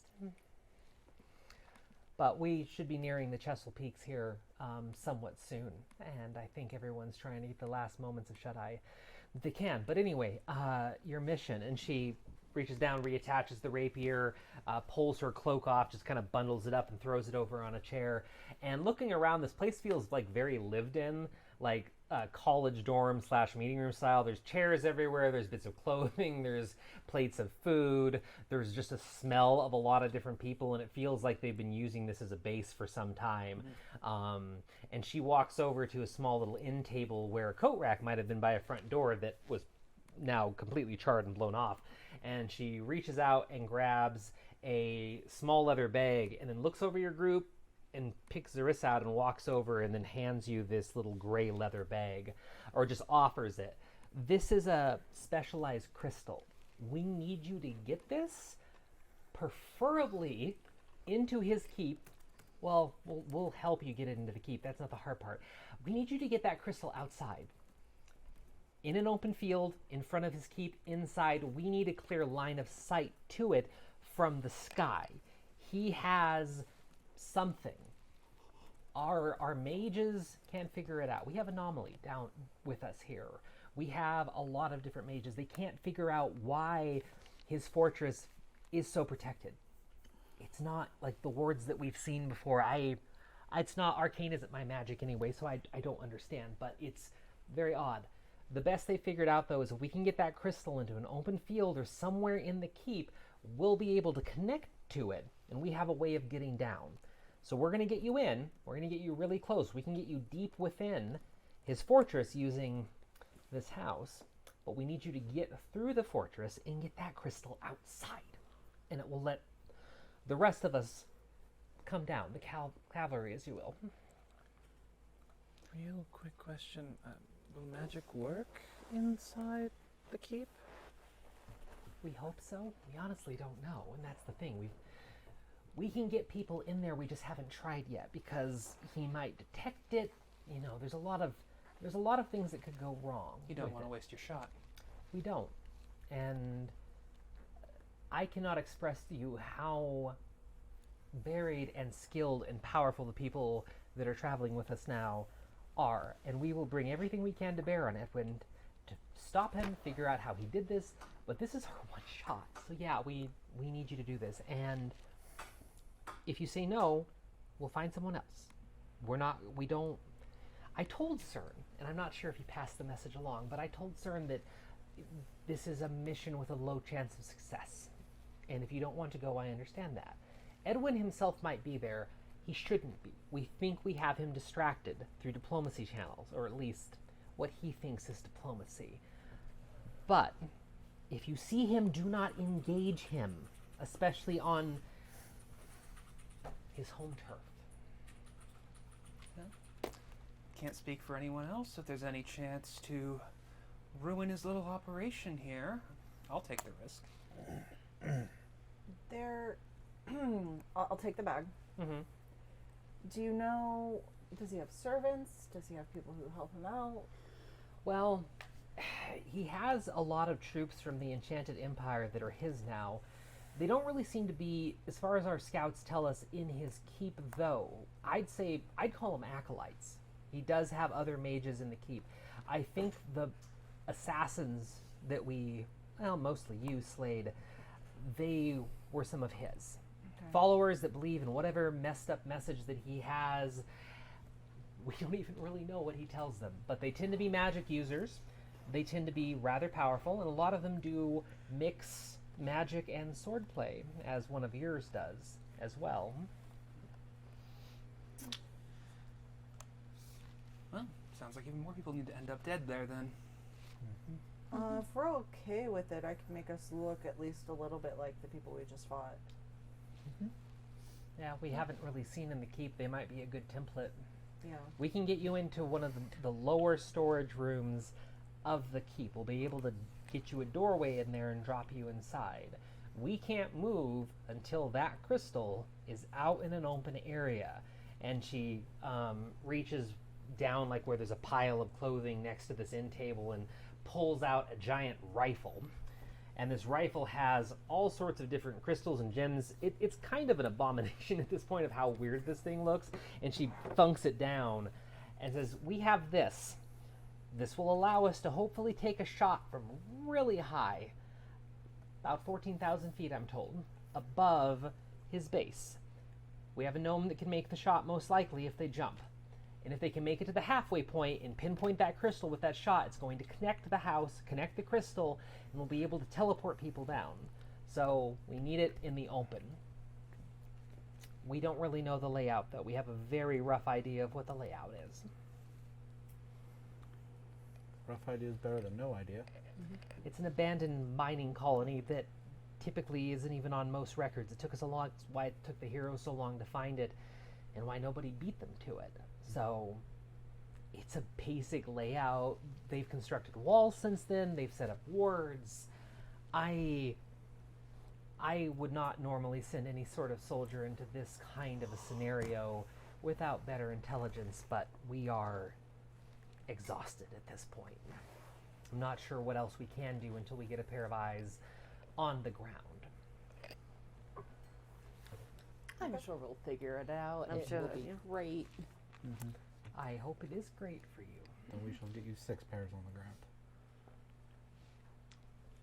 6 pairs? 6? Oh, okay. Let's see. Thought one of you had more than 2 for some reason. Maybe that was just something in the battle. My contract says expendable, so. Plus, we've got you.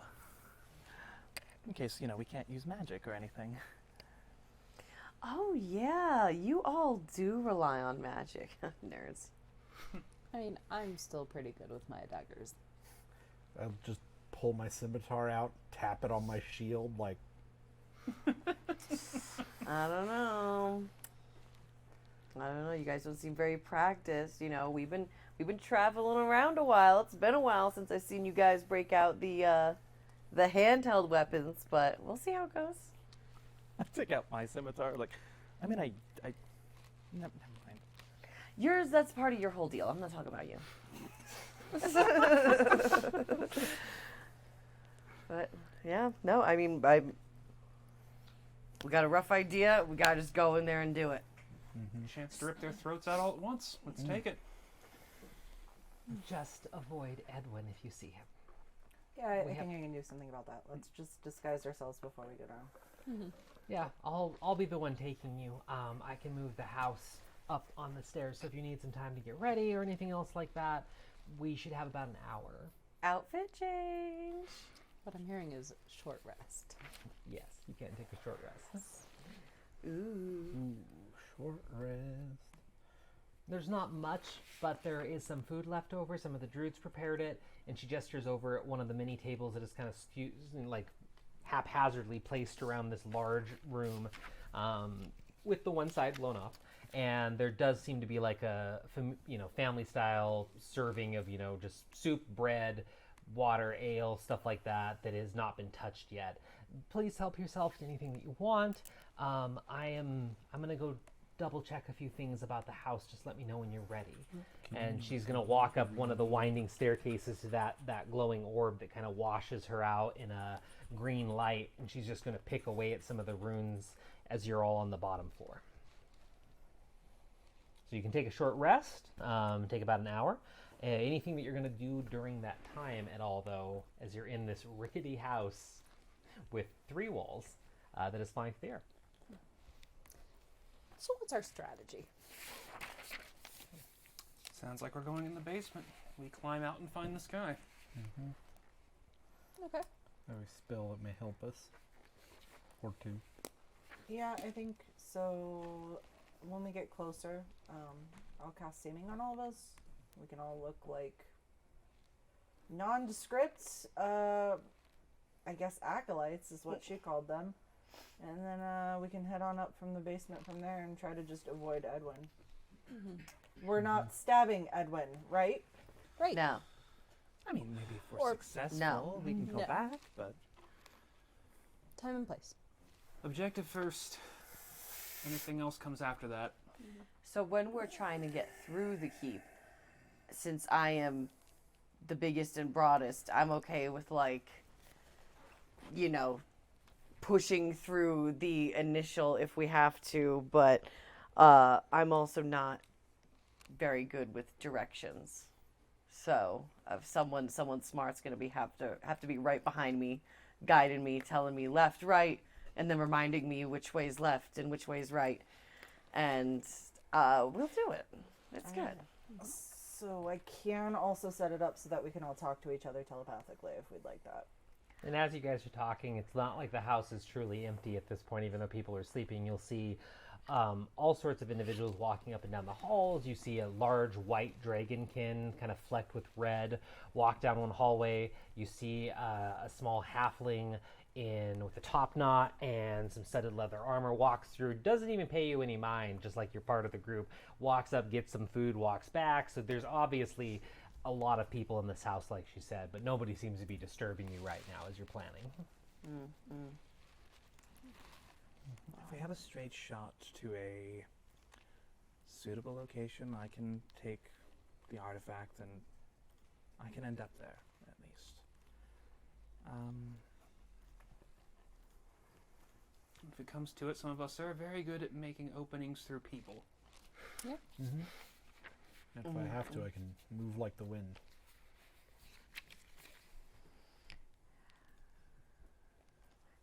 So they think he's not going to be there? They expect him to be distracted? They expect him to be somewhere else tonight. It's supposed to be politicking. All right, because... Someone's probably trying to negotiate. So you said that you can make us all be able to talk telepathically? Yeah. How do we do that? I cast this. Hold on. Let me double check this. Yeah, I cast a spell, and as long as we're within 30 feet of each other, it lasts for about an hour. Okay. I just never understand spells like that, because I don't even really, hear my own thoughts that good. So hearing your guys, that's gonna be crazy. Does anyone know what Edwin looks like? Because, how do I know to avoid him if I see him? If I don't know what he looks like? Good point. Do we know what Edwin looks like? Spending a moment kind of thinking to yourself, there's been a lot of descriptions of him. Something that your human has. You hear a lot of weird conversations in the background from everyone that's just roaming the halls as you're planning. Edwin's been described as a lot of things, and it typically boils down to a human male with kind of shoulder, like back of the shoulder blade length, messy hair, tends to wear a red shawl around really simple clothes. But other than that, he's not really somebody that any of you have ever seen. Rough description, but he only ever has gone by Edwin. There's no last name, there's no clan name or anything else like that, so he really did feel like he kind of just came out of nowhere and no one was able to ever pin down a true history of the man. And people have seen him, just not anybody in your specific group.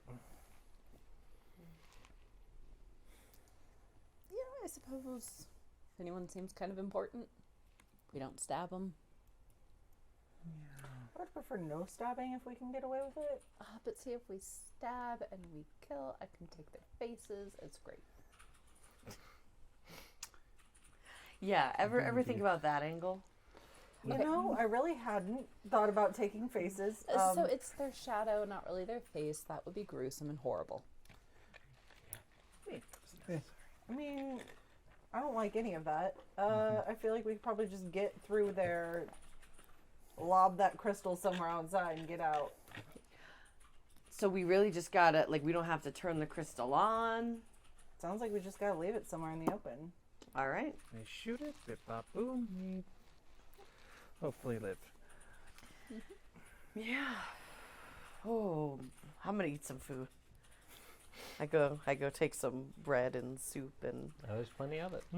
I cast mage armor on myself before we go, just so I don't forget to say that. As the kind of tail end of that hour nears, Skalea's going to reemerge kind of at the top and grab the railing and just lean over and look down.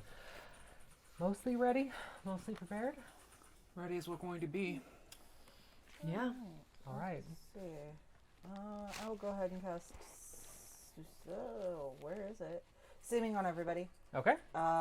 So we all now look like generic acolytes, just brown hair, pale skin, look like we've been studying in the library and haven't changed much. Definitely human. Okay. And then So It's a all step you down did even was for me. yes. And then I will go ahead and cast. Man, where is it? Rary's telepathic bond on everybody, and we can now all communicate as long as we are within 30 feet of each other telepathically. So we don't even need to talk out loud if we don't want to. Okay. So she kind of nods and waits for the final confirmation for everybody. So this is kind of disconcerting, just like everything else. Since you showed up, I have to take the house down. So you'll be fine. Just kind of brace yourself. Maybe sit down for first timers, and we'll be there in just a few minutes. All right.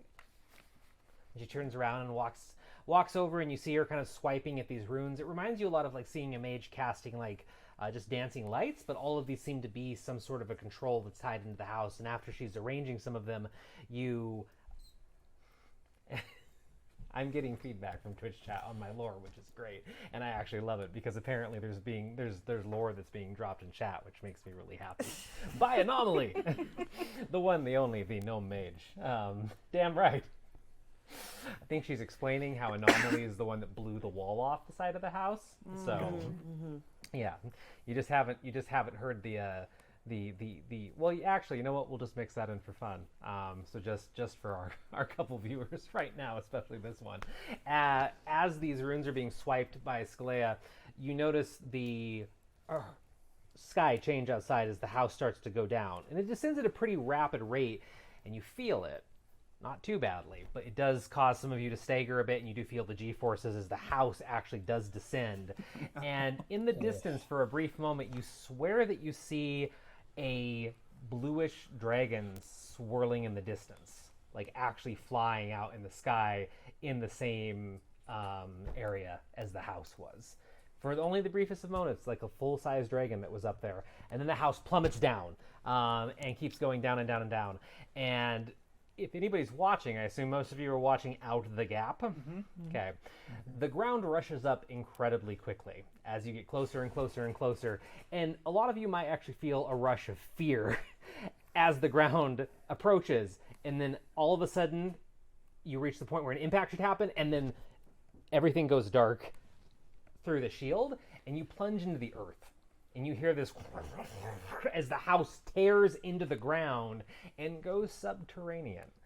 And the house is still lit from the inside. There's candles, there's magical spells.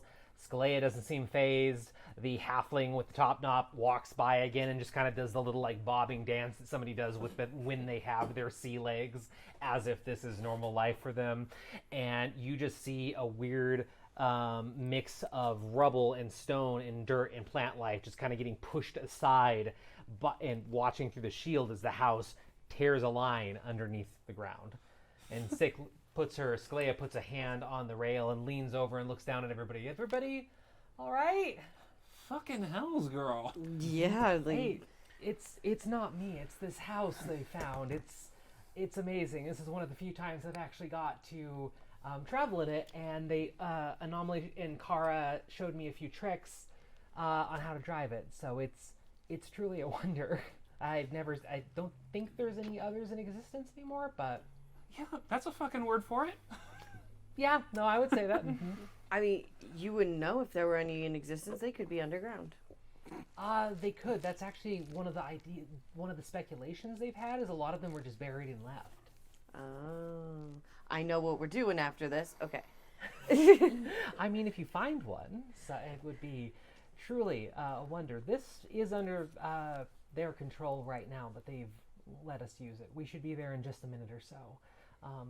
The scouts gave us a rough idea of where we might be able to connect to. So, actually, I'm going to need someone else up here. Hey, Saren!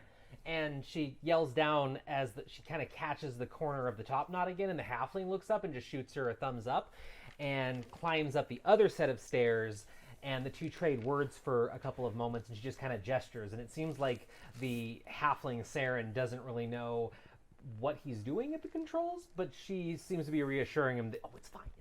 You've done this. You know it's good. And she's gonna give him the long hug and then walk down to join up with you. And as she does, she's gonna pull her rapier out again and put it at her side. I just want to be down here to help if anything happens when we drop you off. And I mean, honestly, if somebody decides to come and fight us, the whole house is gonna descend on them too. But I'd still rather be down here for this. So, did you need to do any other preparation or anything like that? I think we're ready. No, I think we're good. Okay. Saren, take it in. And the speed's going to slow down with like the rocks just moving, and it's going to eventually come to like what seems like a solid wall of like granite and marble, and then push through it with cracks spreading out and eventually bursting open.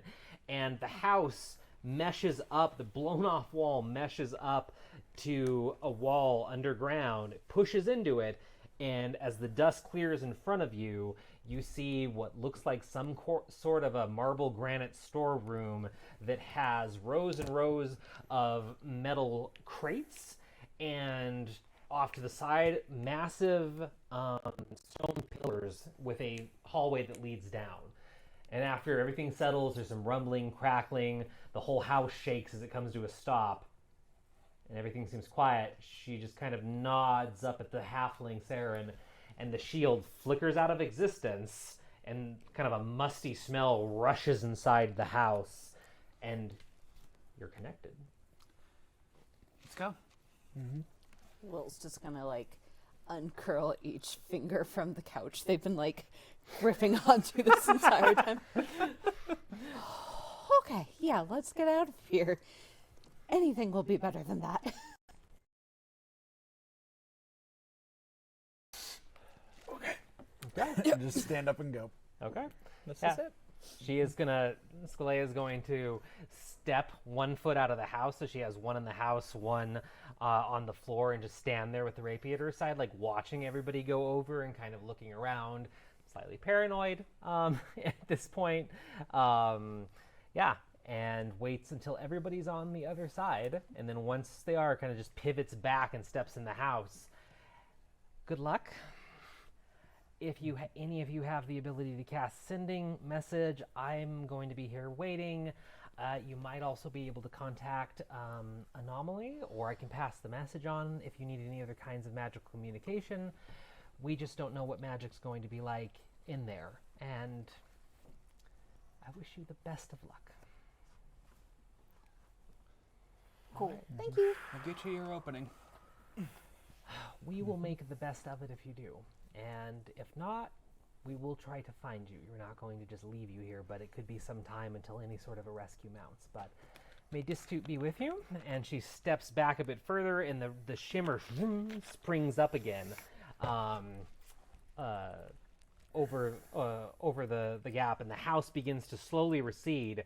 And there's quite a lot of noise as this happens, and the ground starts to cave in immediately and pour out more dust into the room.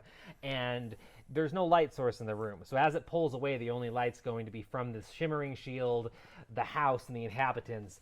And as it pulls away, the last thing that you think you hear is you see a gnome round the corner, somewhat with an irritated look on her face, and she's got her hair pulled up into 2 pink pigtails with a iridescent robe on. And she comes around the corner and yells up at Sarah, and you think you hear something about, "What are you doing flying my house?"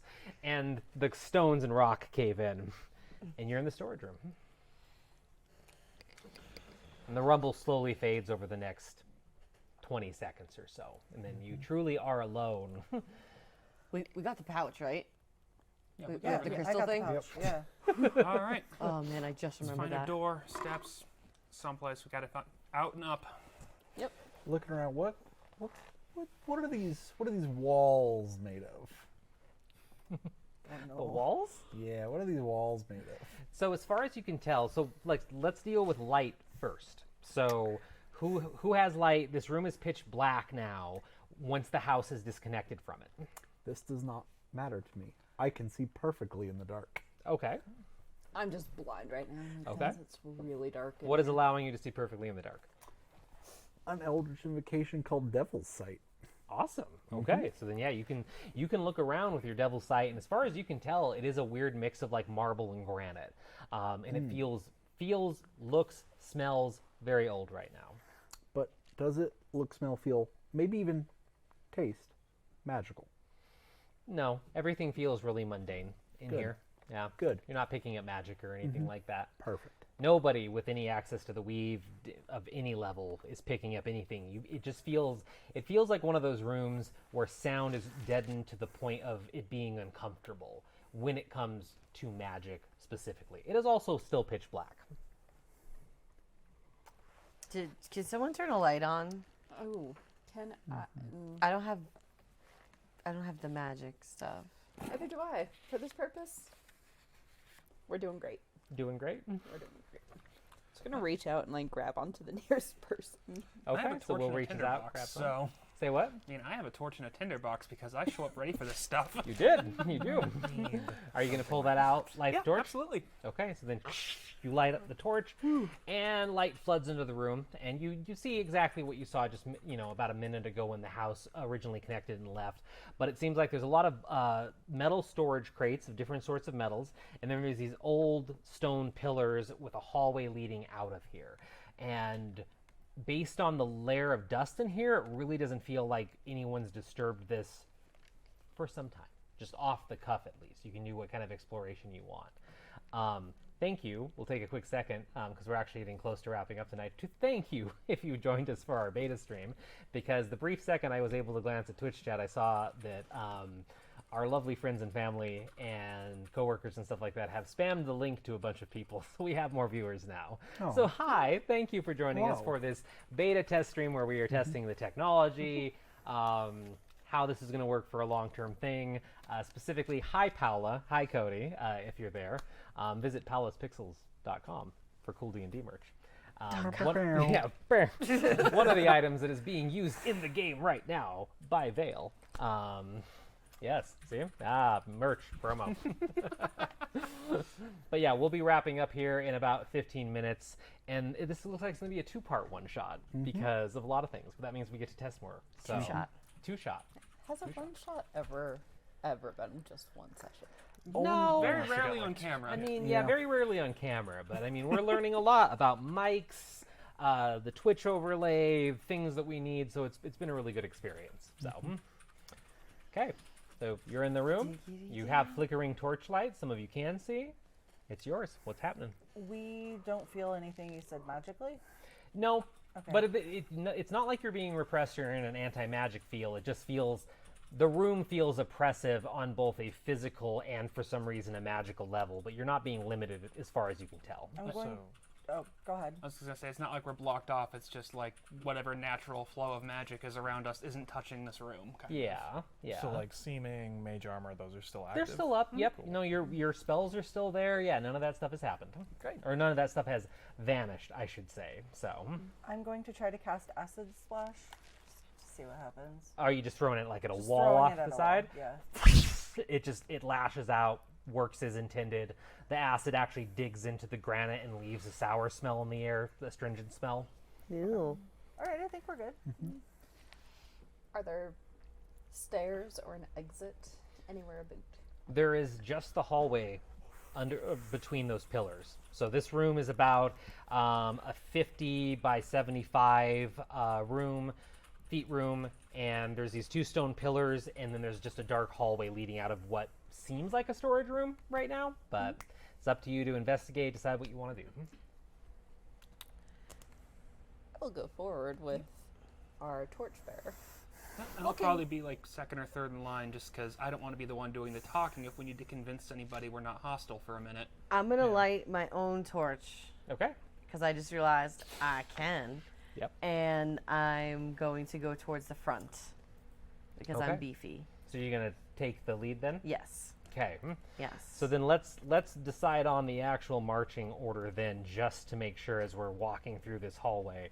So we're gonna have Marina in front. Who's next? Me. Okay. Take spot 3. I want up near the front. I just don't want to be the first one anybody tries to talk to. I get that. So we're gonna go Marina, Will, and then we have Isadora. Okay. Who's after Isa? Lieutenant. I'll be next. All right. Freya. Yeah, I'm at the back. Okay. Really? At Yeah, the I'm back.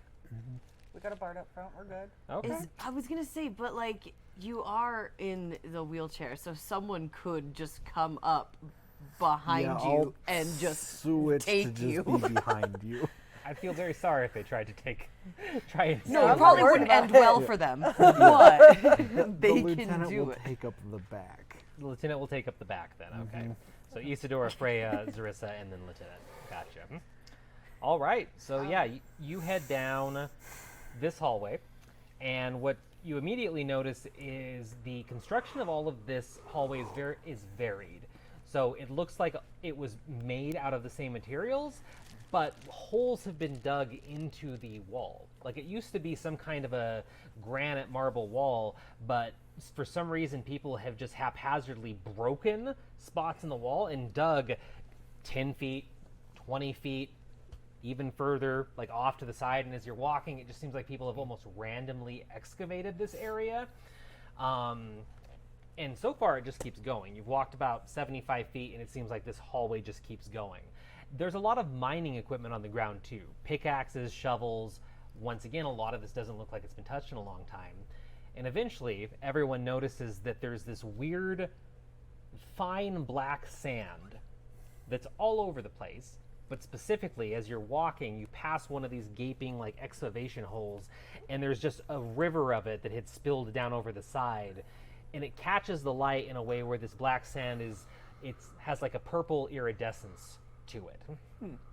And you notice the further that you walk that it seems like it might have been something that was extracted or at least part of the geology in this area. Might be why they were digging so deep here.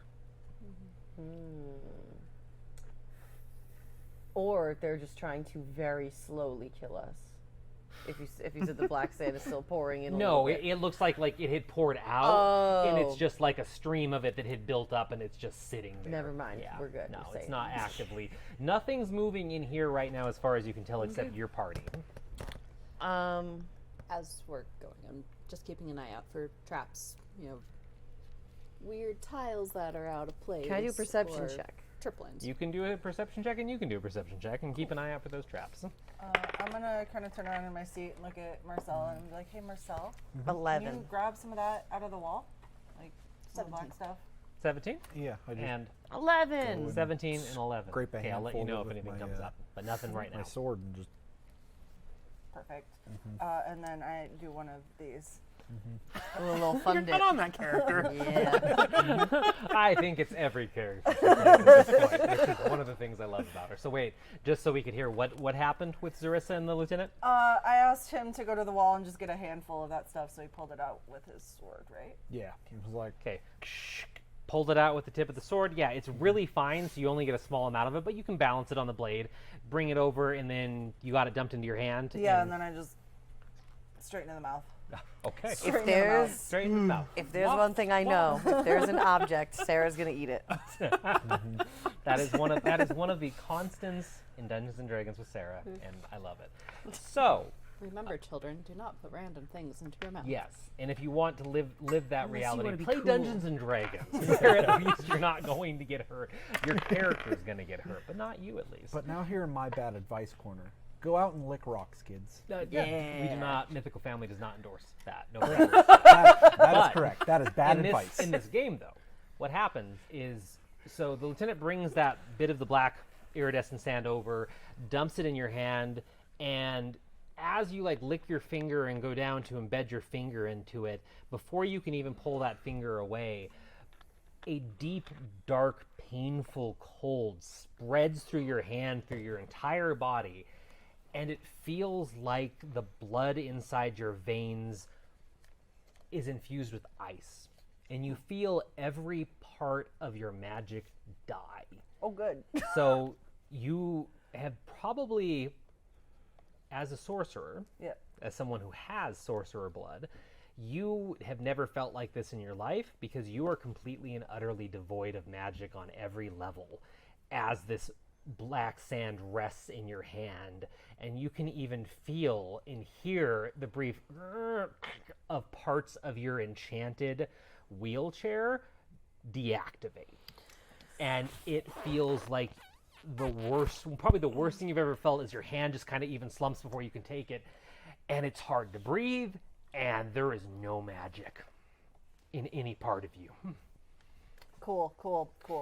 I imagine we can hear this happening. No, everyone, a lot of you would hear the creaks and groans from the wheelchair, but you would also probably hear kind of ghostly come from Zarissa at this horrific feeling, and it also as she stops and everything else like that. So yes, I'm sure the whole party would notice this. Fuck. Okay, yeah, so don't touch that. I am useless now. No, it's probably almost certainly the ley line no, that they've been no, I tampering think- with. Yeah, I think this is how he's stopping the ley line. So, Oh, I don't like that. Yeah. I mean, you could probably touch it. Anybody who uses magic, do not touch it. No.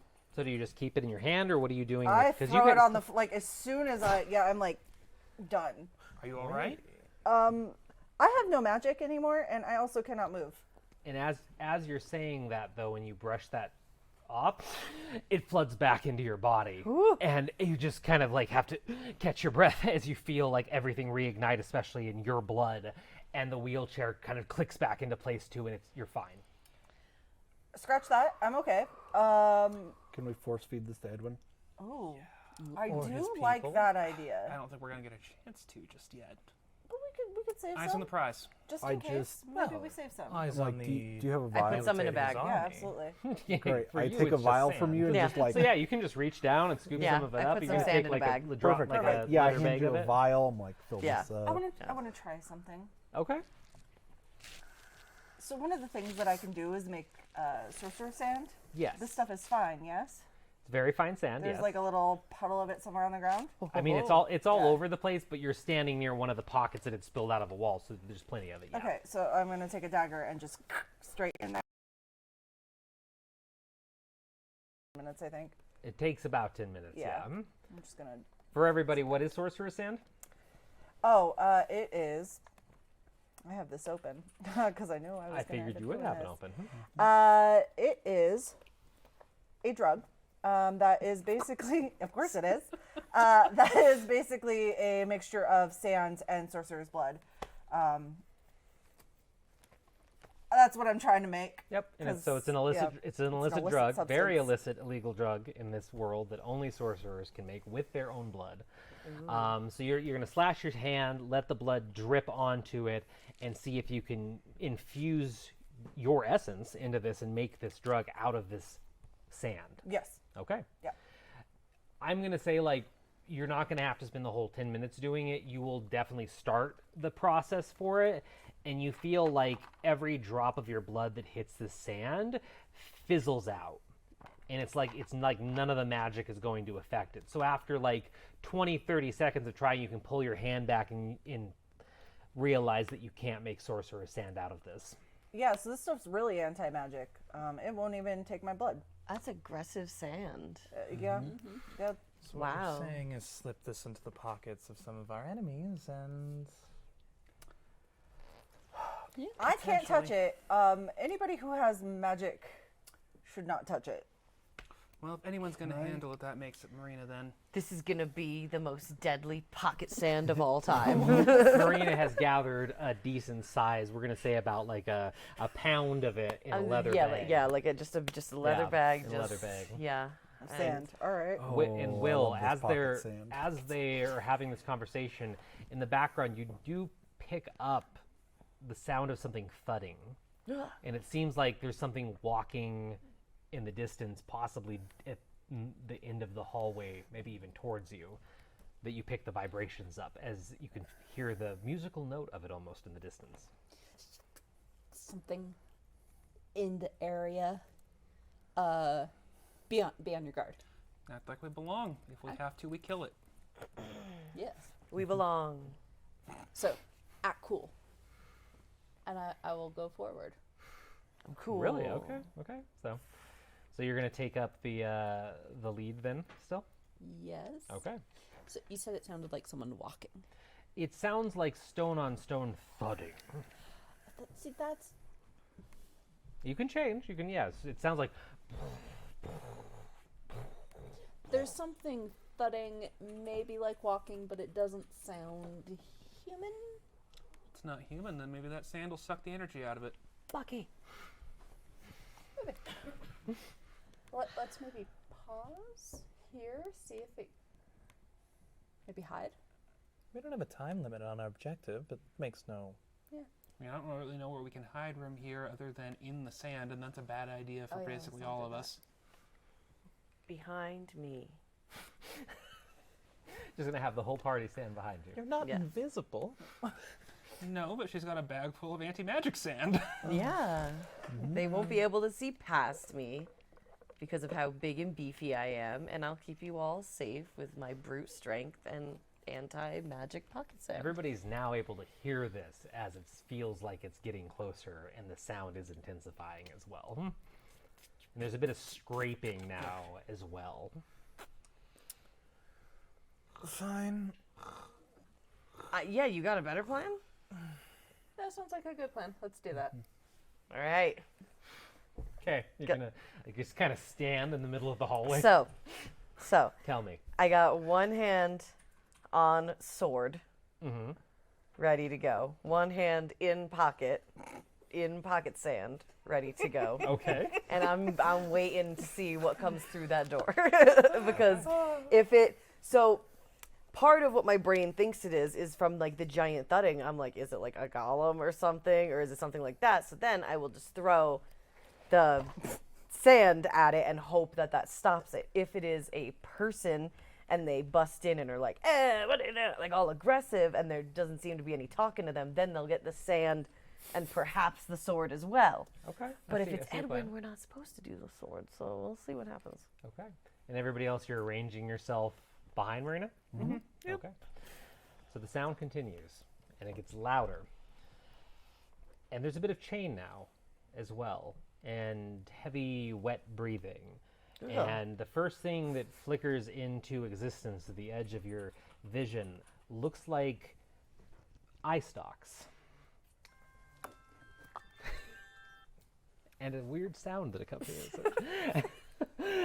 And the shape of a beholder slowly begins to manifest, though it looks petrified, possibly even made of stone, and it's being carried on the back of some giant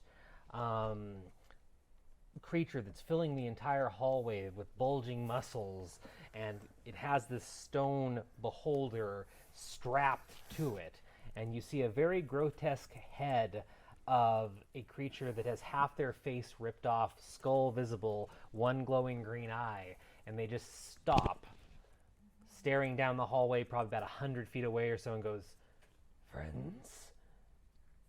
And that's what we'll end for tonight. All right. So, and Man, we'll pick I up thought here. you were going to say it was a snail. No, And not I a was snail, like, not a snail. If only this was salt. Sadly, not salt. But thank you to friends, family, coworkers, everybody that came for the little test stream that we're doing to figure out stuff for the eventual stream.